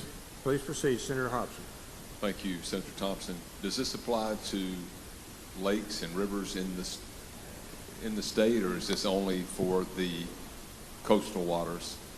No, that's a good question. So on lines 55 through 60, it applies to both DMR officers as well as wildlife fisheries and parks officers. Okay. Thank you. Thank you. Thank you, Senator. Any other questions? Motion would be to adopt the conference report by use of the morning roll call. Adopt the conference report by use of the morning roll call. Anyone object? Those voting no. Present. Seeing none, bill passes by use of the morning roll call. One moment. Senator Hobson. Good. Senator Chasnow. One moment. Let me see if Senator Hobson has any. Senator Chasnow, you recognized. Thank you, Mr. President. I'd like to suspend the rules for the immediate consideration of item number 57 on today's calendar. Motion is to suspend the rule for 57. All in favor signify by saying aye. Opposed, no. The ayes have it. That's page 8, Senate. And could we have the title read, please? Mr. Clerk, please read the title. 57. House Bill 1444, DOC required to provide inmates with protective equipment when using raw cleaning chemicals. I'd like to explain the conference report. Please, you're recognized. This is a bill that will allow inmates to have protective equipment when they're using raw chemicals in cleaning processes. If there are no questions, I'd like to suggest passage on the morning roll call. Questions on the bill? Seeing none. Use of the morning roll call has been requested. Anyone object? Of course, voting no. Present. McMahon, present. Anyone else? Okay, Senator, the bill passes by use of the morning roll call. Thank you, Mr. President. Now, I'd also like to suspend the rules and go to item number 101, Senate Bill 2778, and have the title read. Motion to suspend the rules to go to item 101, 2778. All in favor signify by saying aye. Opposed, no. The ayes have it. Mr. Clerk, please read the title. Community Service Revolving Fund, extend repeal on authority to collect fees from parole offenders for deposit into. I'd like to explain the You conference recognize to report. explain. Thank you, Mr. President. This is the Community Service Revolving Fund, which will extend that repealer, and it will give authority to collect the fees from paroled offenders for deposit into a community fund that will then administer and allow the inmates to have the services provided for them by the Department of Corrections. If there are no questions, I suggest passage by the morning roll call. Seeing no questions, use of the morning roll call has been requested. No objective procedure. According to voting no. Present. Seeing none, passed by use of the morning roll call. Thank you, Senator Chasnall. Senator Carter, you recognize.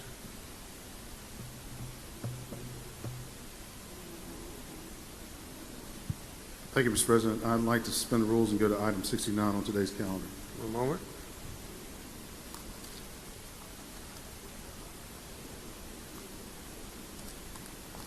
Page 9, Senate. Motion to suspend the rules. Go to 69. That's the title we read. All in favor signify by saying aye. Opposed, no. The ayes have it. Mr. Clerk, please read the title. House Bill 1677, Metro Jackson Water Authority Act, create. I ask that we adopt the conference report and be asked to explain. You recognize, Senator? All right, so there were a couple of different changes in this conference report. We'll start with the board. There's 9 members on the board. 3 members are at large appointed by the mayor of the city of Jackson and confirmed by the city council of the city of Jackson. 2 members at large to be appointed by the governor. 1 member at large to be appointed by the lieutenant governor. 1 member at large to be appointed by the governor in consultation with the mayor of the city of Jackson. 1 member at large to be appointed by the mayor of the city of Byram and confirmed by the board of aldermen of the city of Byram, and 1 member at large to be appointed by the mayor of Ridgeland and confirmed by the aldermen of the city of Ridgeland. If you look at line 760, there was a date change. It was previously January 1 of 2026. Now it's November 29th of 22.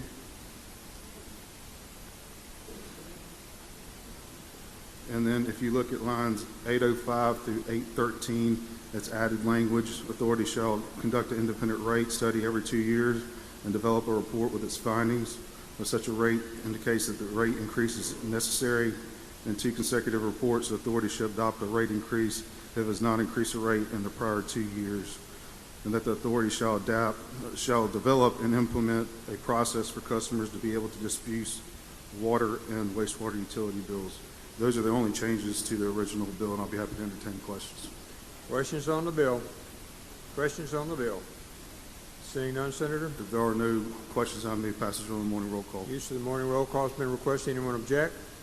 Mr. B records voting no. Blunt, no. Pope, no.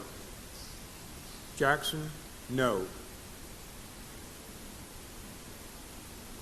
Birchfield, no. Brumfield, I'm sorry, no. Butler, no. Isom, no. Dupree, no. Frazier, no. Mumford, no. Thomas, no. Hickman, no. Norwood, no. Simmons, D, no. Simmons, S, no. Blackman, no. Anyone else? Voting present. Turn it forward. Senator Barrett, for what purpose? To the vote. Please proceed. If Senator Tate were here, he would be a no, and I would be an aye.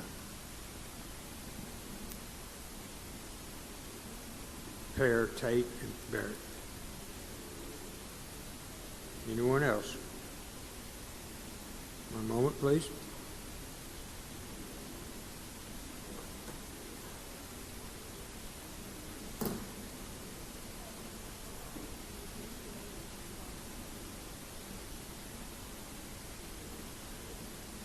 Senator Hill, for what purpose?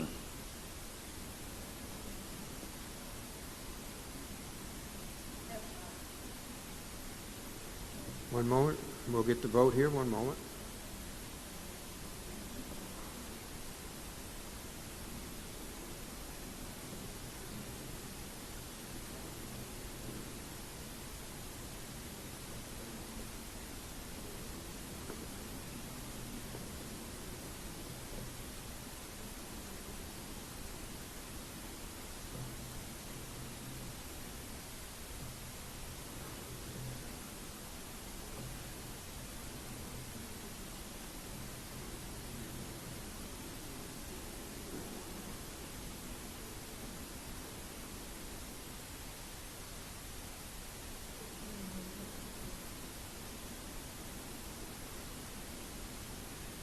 No, the bill passes. Thank you, Senator Carter.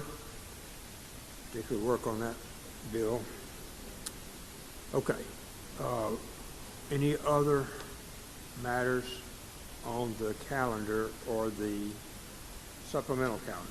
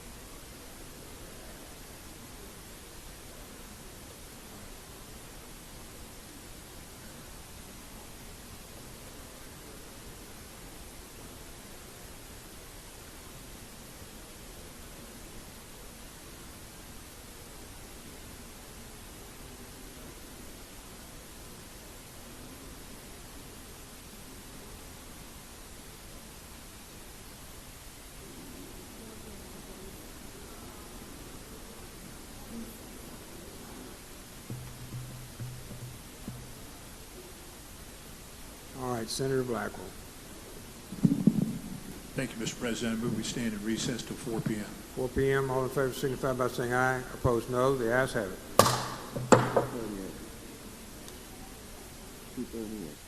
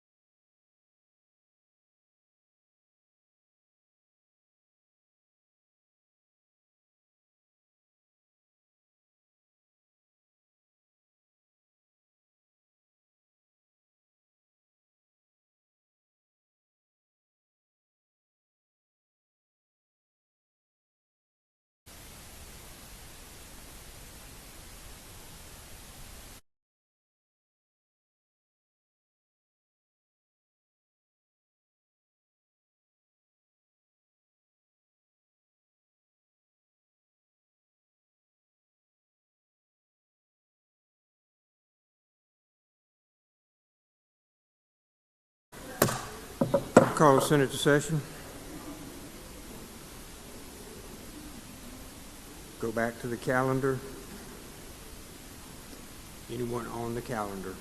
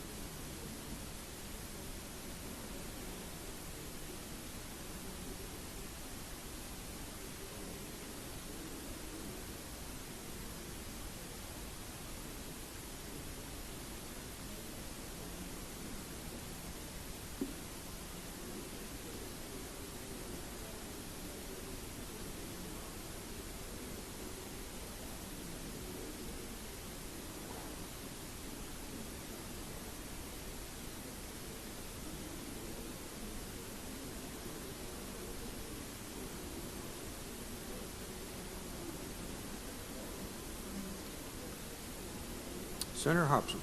Thank you, Mr. President. As we go to, my motion is to suspend the rules to go back to item 32 on today's original calendar. Page 4, Senate, item 32, suspend the rules to go back to item 32, House Bill 1648. All in favor signify by saying aye. Aye. Opposed, no. The ayes have it. Mr. Clerk, please read the title. House Bill 1648, budget process. Bring forward sections relating to and provide for transfer of funds. Now, Mr. President, my motion is to suspend the rules to recommit the bill because it's not laid over for a day.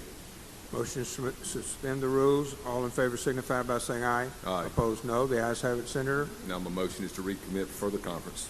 Motion is to recommit for further conference. All in favor signify by saying aye. Aye. Opposed, no. The ayes have it, Senator. Thank you. My motion now is to suspend the rules to go back to item 35 on today's original calendar. Suspend the rules to go to item 35, page 5, Senate Bill 2189. All in favor signify by saying aye. Aye. Opposed, no. The ayes have it. Ask the title be read. Mr. Clerk, please read the title. Senate Bill 2189, budget. Bring forward code sections related to and provide for transfers. Now, the motion is to suspend the rules to take up the bill because it is not laid up, take it up for recommitment because it is not laid over for a day. All in favor signify by saying aye. Aye. Opposed, no. The ayes have it, Senator. Now, the motion is to recommit. Motion to recommit the Further bill. conference. All in favor signify by saying aye. Aye. Opposed, no. The ayes have it. Thank you, Mr. President. Now, my motion would be to suspend the rules to go back to item 39 on today's original calendar.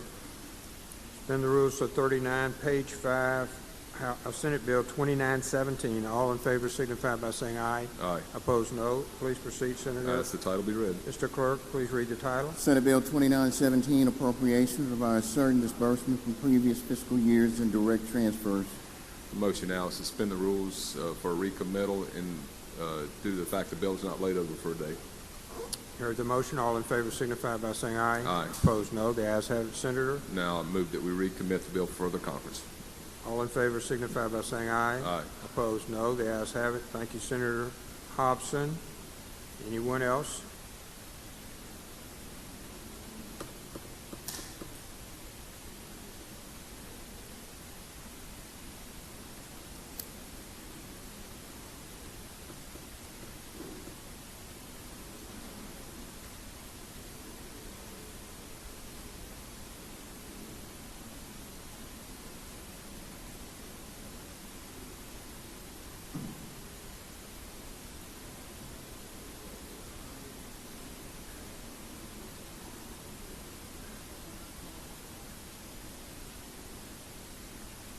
Senator Johnson, for what purpose?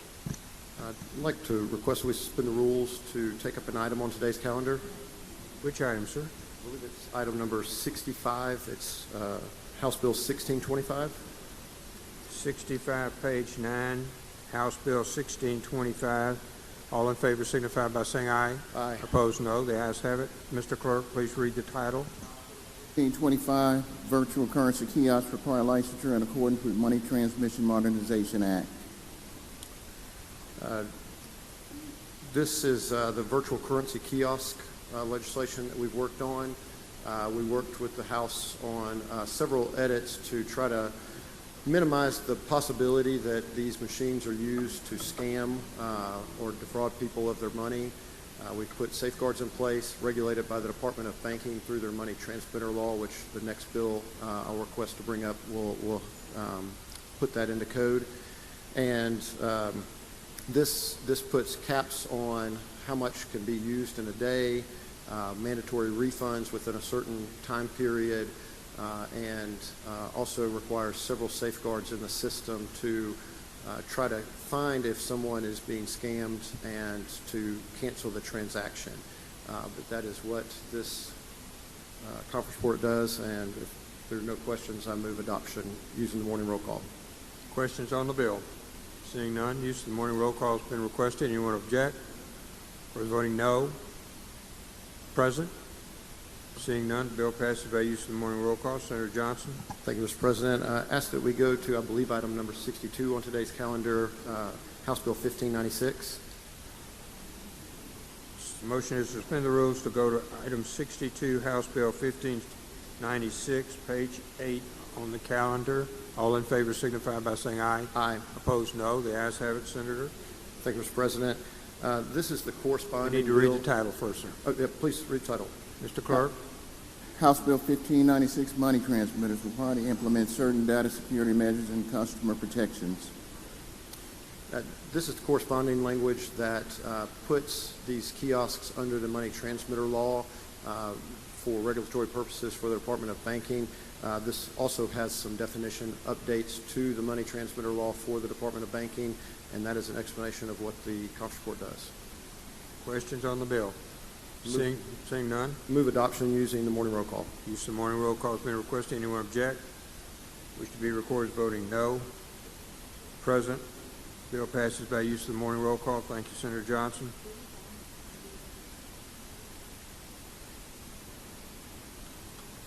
Senator Hobson, you recognized. Thank you, Mr. President. I ask that we go to supplemental calendar number 2 and that we pass on items 1, 2, and 3, go to item 4, and have the title read. This is a supplemental calendar, Senate number 2, that was just handed on your desk. 1, 2, and 3 are skipped. Item 4. Mr. Clerk, please read the title. Senate Bill 3062, Appropriation Community and Junior Colleges Board Administrative Expenses. I move adoption of the conference report and ask to be recognized to explain. You're recognized, Senator. Thank you, Mr. President. This bill was sent back for further conference after discussions with the House. We had received their CTE numbers for high school, career and technical education centers, and They had decided to remove some of theirs. The Senate project stayed the same. The House ones changed. I will go through those with you again. They are Bay St. Louis Waveland School District, $1 million. Benton County, $500,000. Cleveland School District, $750,000. Covington County School District, $200,000. DeSoto County School District, $1 million. Harrison County School District, $2.5 million. Itawamba Career Technical Center, $800,000. Lamar County School District, $750,000. Lowndes County School District, $750,000. Marshall County School District, $1 million. Monroe County School District, $1 million. Pascagoula Goche School District, $1,250,000. Pearl Public School District, $1 million. Pearl River County School District, $1 million. Poplarville School District, $750,000. Prentice County School District, $500,000. Scott County School District, $500,000. South Panola School District, $750,000. Union City School District, $500,000. Vicksburg Warren School District, $500,000. Water Valley School District, $500,000. And West Point Consolidated School District, $500,000. That's an explanation of the conference report. I will yield for questions. EEF funds were used for all these CTE programs, which is the traditionally has been done. Questions on the bill? Seeing none, Senator. My motion is adoption of the conference report by use of the morning roll call. Use of the morning roll call has been requested. Anyone object to that procedure? You're voting no. Present? Seeing none, the bill passes by use of the morning roll call. Thank you, Senator Hobson.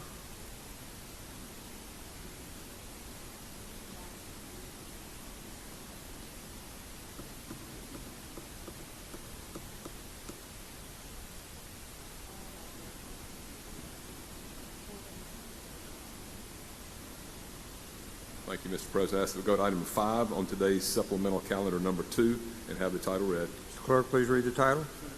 72, Appropriation, Mental Health Department of. I move adoption of the conference report and ask to be recognized to explain. You're recognized, Senator. Final action for the Department of Mental Health is $745,923,824. General fund is $265,56,513. And I wanted to reread those because there were some slight changes to this bill.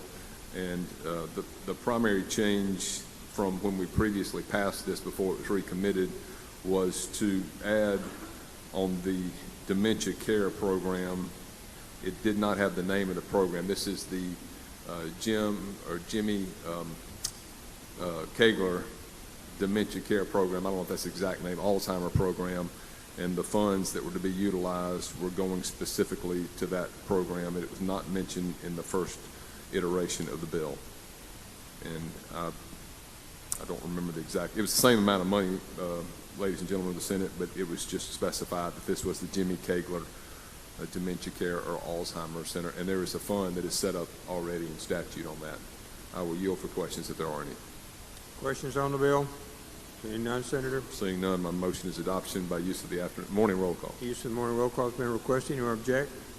For the vote, no. Present? Seeing none, the bill passes. Use of the morning roll call.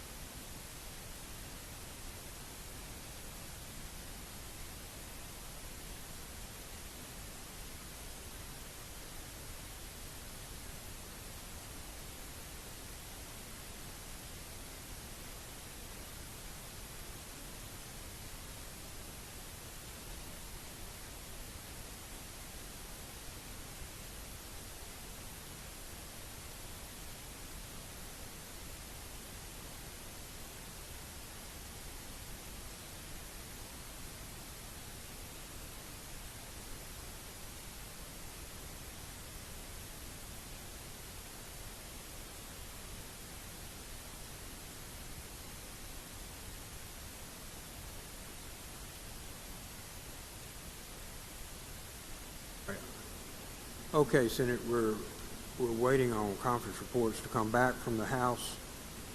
So hopefully they'll be here very shortly. Instead of letting everybody sit here, we'll let you work on some other matters. Senator Blackwell.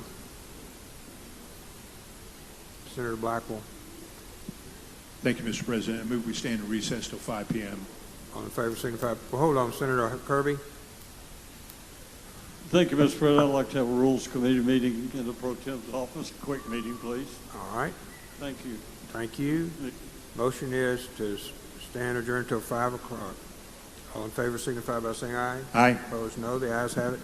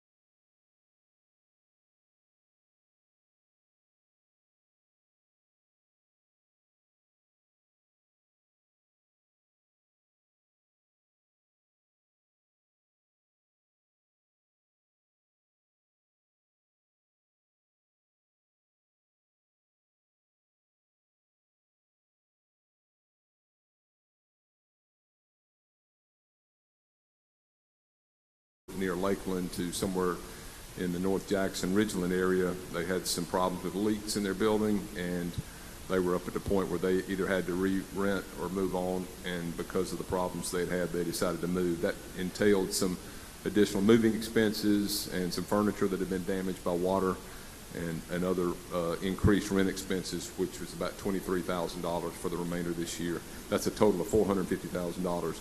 Next is the $20 million that we previously determined to put into MEMA for the special funds of disaster assistance trust fund money, and those are for state obligations. Now, that's not the other things that we've talked about, like the revolving loan fund. So $20 million to MEMA for the severe weather event that occurred earlier this year. Also, we, after much discussion with my House counterparts and Andrea Sanders at CPS, we've agreed to put $15 million more of CapEx funds. We backed those up with some other funds through EEF that we applied, and I'll go through those later. Plus, we put in the capital expense funds. So we substituted $10 million of CapEx funds and then got an additional $5 million and working with Senator Harkins on some CapEx exchanges on what he's working on. And so it's a total of $15 million capital expenses being utilized, but some of that's being supplanted by other funds, EEF particular, and then pushing down in some other agencies where we would use that money. And then finally was the $12 million special funds that we're using for the non-admitted policy fees. This is related to the underwriting payments to the Mississippi Underwriting Association, and this deals with some of the funds that we're going to utilize in one of the other bills that's coming up later. I'll yield for questions. Senator Sparks, for what purpose, sir? Question, Mr. President. Do you yield, Senator? I do yield. Senator Sparks is recognized. Thank you, Mr. President. Thank you, Mr. Chairman. Just out of curiosity, are we self-insured on damages like that, or is this net of insurance proceeds? We're talking about the... Sorry, ran up the stairs. Yeah. We're talking about the Board of Medical Licensure? Oh, yes, sir. Is that the one? Yeah, I was just wondering, do we, that would, if there are insurance proceeds that come in, I assume we would only appropriate net.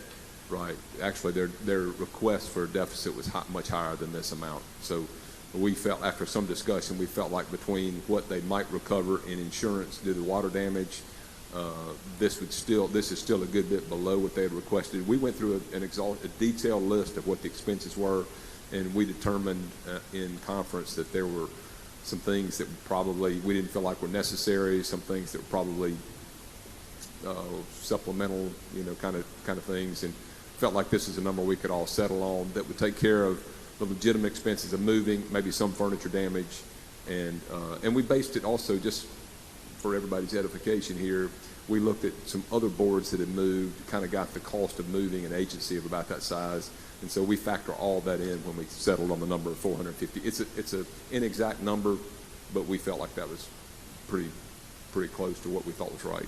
Thank you, Mr. Chairman. Thank you, Senator Sparks. Good question. If no other questions, I do move for adoption of the conference report by use of the morning roll call. No further questions. Use of the morning roll call has been requested. Anyone object? Voting no. Present. Bill passed by use of the morning roll call.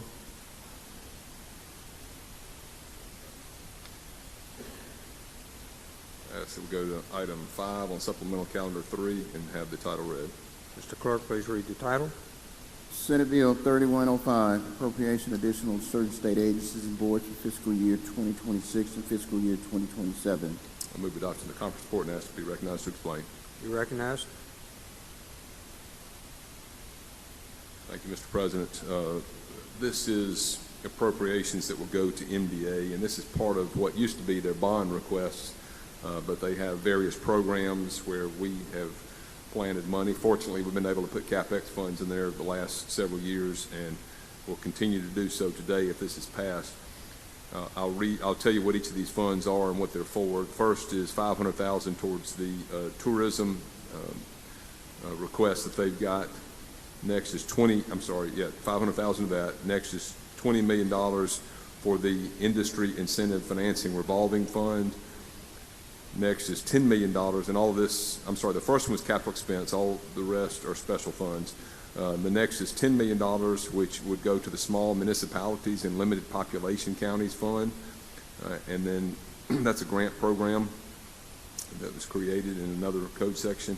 Next is $4.5 million for the development infrastructure fund. That's the DIP program. Next is $5 million of the Mississippi Major Economic Impact Fund.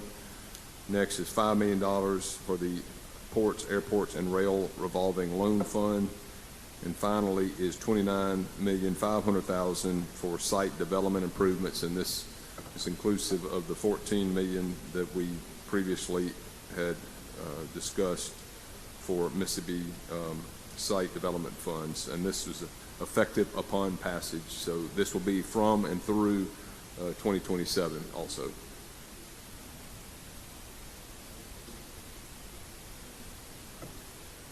And Mr. President, one of the major economic impact funds also used for base realignment and closure purposes too.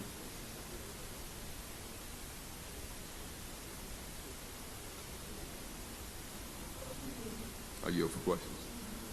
Senator McMahon, for what purpose, sir? Question. You yield for a question, sir? I do. Senator McMahon is recognized. Chairman Hobson, thank you. In Section 3, this $10 billion, that's the grant program that you and the conferees have carefully considered to help us with the small municipality grants over at MDA. Is that correct? This is one that I think already existed, but Correct. Yeah, that's it. Correct. Thank you, and to the conferees for that, for our municipalities. And look, Senator Harkins, let me give credit. Senator Harkins is also working. He's the main one working on this too. Even though this is an appropriations bill, this is so you can thank him. I appreciate you both, your leadership, and I appreciate y'all helping our small cities. Thank you.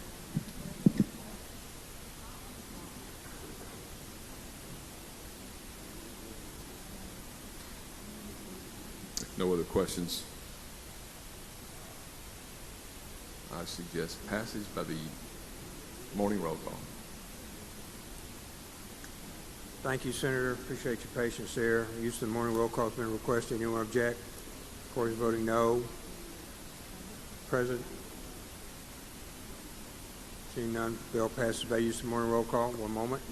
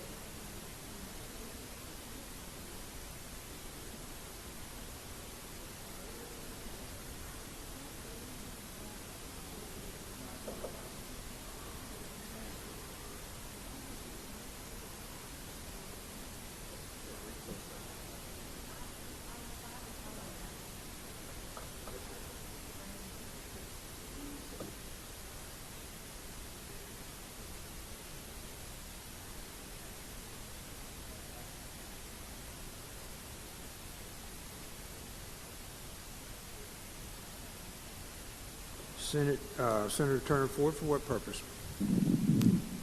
I'd like to enter a motion to reconsider.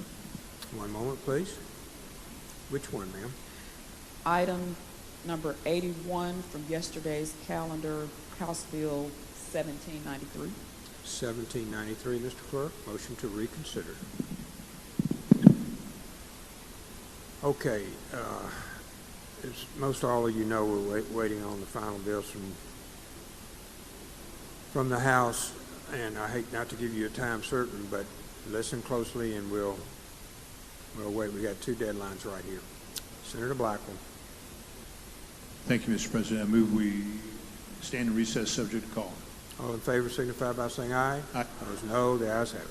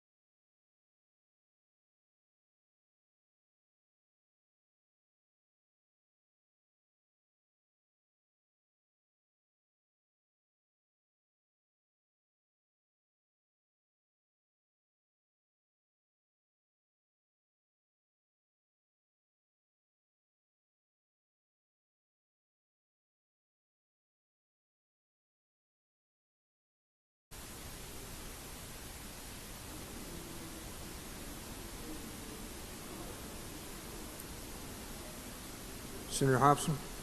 Thank you, Mr. President. I ask to go to item 3 on today's supplemental calendar, number 3, and have the title read. Mr. Clerk, please read the title. Senate Bill 3051, Appropriation, Finance, and Administration Department. My motion is we recommit for further conference. Motion to recommit. All in favor signify by saying aye. Aye. Opposed, no. The ayes have it. Senator Hobson.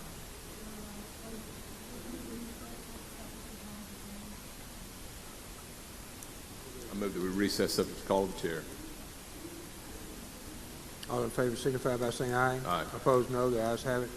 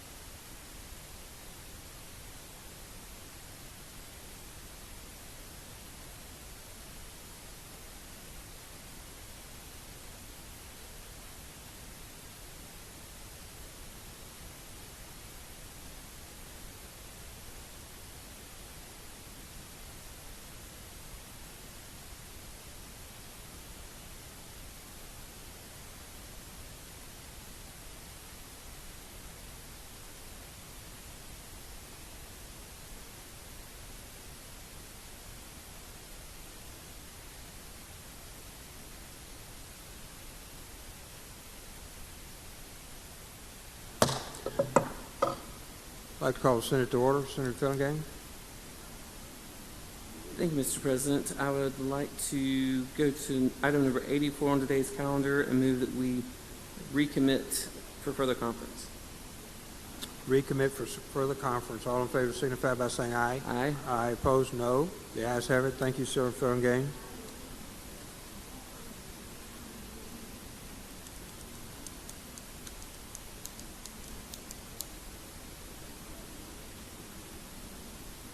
Would you make the motion?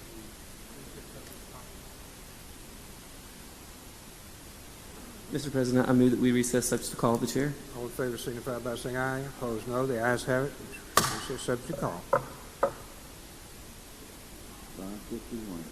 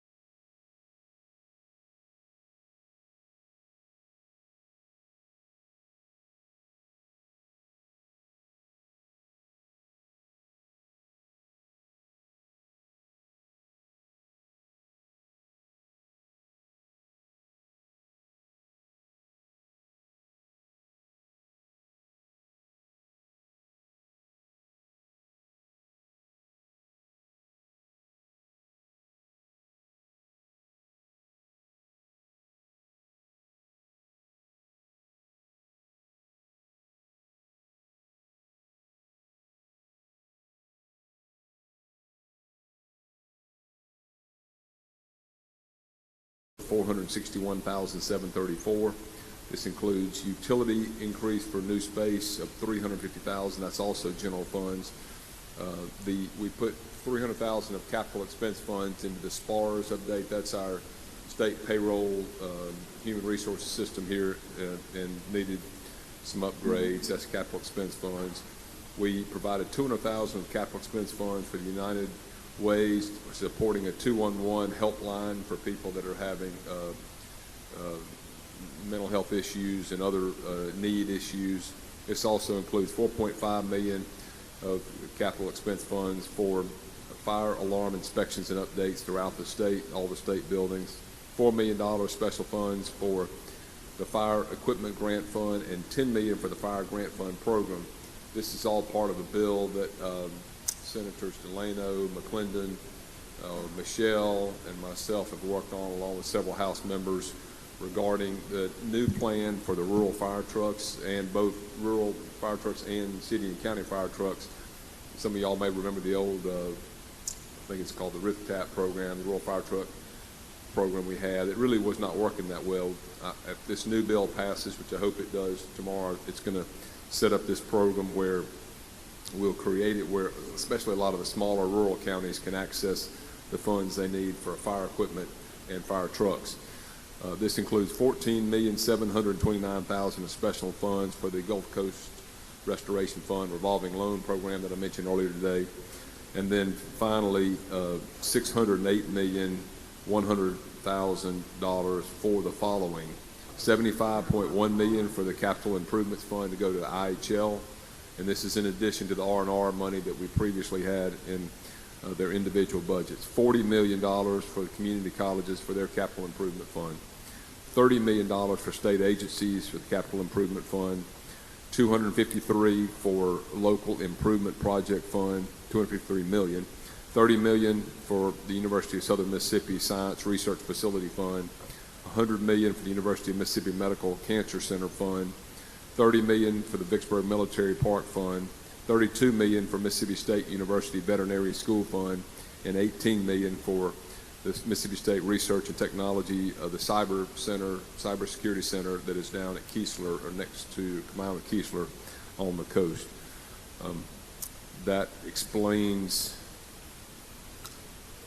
that portion of the bill, Mr. President. Also, we've got $35 million in for the capital building fund project, which is special funds. This also includes broadband funds of $176,347,972. General fund portion of that's $433,500,000. That's at level funding.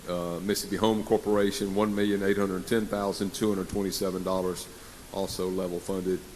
And state property insurance, $21,351,906, also level funding.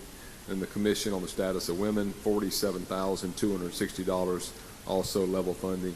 And finally, the Tort Claims Board, which is $6,432,708. That's all special funds.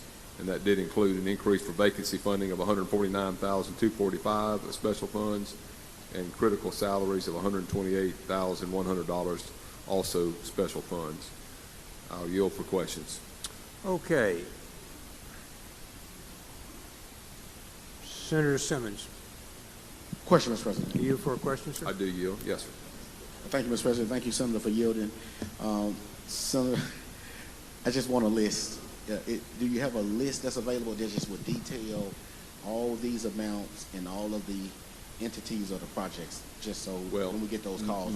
That part is not done yet. Okay. This is the appropriations part. There'll be a transfer bill that'll come later. Okay. Probably, hopefully, the next, let's see, what's today, Monday, hopefully Wednesday would be my guess. There'll be a transfer bill that would have, for instance, in the IHL money, there'll be a program that will identify what each of the universities get, by way of example. And there would be another for projects for around the state. There'll be a project list. It'll be a much more comprehensive bill. So that may be what you're looking for, but that's not included in this. All right. Thank you. Thank you, Mr. President. Thank you, Senator Simmons. Senator Blunt, for what purpose, sir? Question, Mr. President. Do you yield for questions? Yes, I yield. Senator Blunt's recognized. Thank you, Mr. President. Thank you, Mr. Chairman. Section 27. Okay.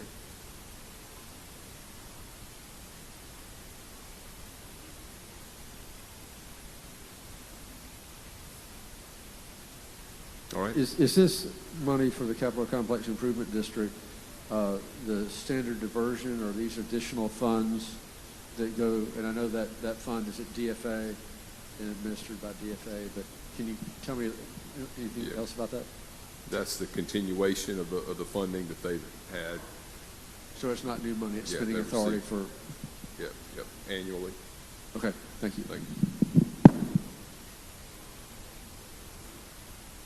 Senator Barrett, for what purpose? Question, Mr. President. You here for a question, I Senator? yield. Senator Barrett's recognized for a question on the bill. Thank you, Mr. Chairman. What is, I see in section 42, what is Copper Llama? That is a project down in Biloxi, I believe, on the coast. That's part of the GCRF funding. Okay, That was one of the GCRF projects that they selected. okay. And is that, I'm assuming that's probably similar for Superior Optical Labs? Same. All Yeah. those, section 42.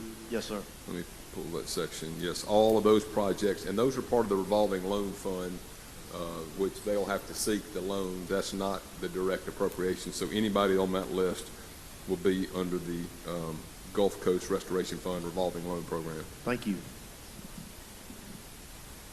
Senator Turner Ford, for what purpose, ma'am? Question. You here for a question, Senator? I yield. Senator Turner Ford is recognized. Thank you, Mr. President. Thank you, Mr. Chairman. My question relates specifically to Section 6, the status, Mississippi Commission on the Status of Women. And I think early in the session, that was one of those entities that was proposed to be repealed by the Government Structure Committee. I don't think that was repealed. I think all those bills failed. Okay. Or that bill failed, so I don't, that's So still this will pending. still be a functioning Correct. agency? Yes. Okay, thank you. Thank you, Senator. Other questions on the bill? Seeing none, Seeing none, my motion is adoption of the conference report by use of the morning roll call. use of morning roll call has been requested. Anyone object to that procedure? Those voting no? Present? Seeing none, the bill passes by use of the morning roll call. Senator Hobson? I believe that will conclude my work for the day on appropriations bill. Now, we do have some general bills, Mr. President, for appropriations, like, for instance, the one Senator Simmons was asking a question about, but that's a general bill. Okay. Anyone else? Any other bills on the calendars for announcements? Any announcements, Senate? Seeing no announcements, one moment, please. Thank you.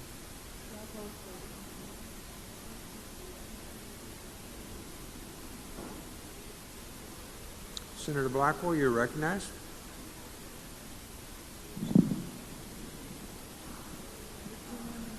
Thank you, Mr. President. I move Mr. President, can you give me a moment? Yeah, we've got an 8 o'clock deadline. While you're doing that, Senator Bryan, did you have one second? Will you punch in Senator Bryan, please? Senator Bryan, for what purpose? I have an announcement. Please proceed. Public Health will meet in the morning at 9:30 in 216. We have some conferees coming for their hearing. I would request members, if you can, to come to the 9:30 meeting in the morning so we'll have a quorum. Thank you. 9:30, Public Health, Senator Sparks. Thank you, Mr. President, for announcement. Please proceed, sir. 9:30 in the morning, Economic and Workforce Development. We have one confirmation. I believe we'll be in 409. 409. Okay. Any other announcements? Any other announcements? Okay. Senator Blackwell? Thank you, Mr. President. I move we stand in recess till 8 p.m., at which time the journal will reflect we're adjourned until 10 a.m. tomorrow morning. All in favor signify by saying aye. Aye. Opposed, no. The ayes have it. Stand in recess.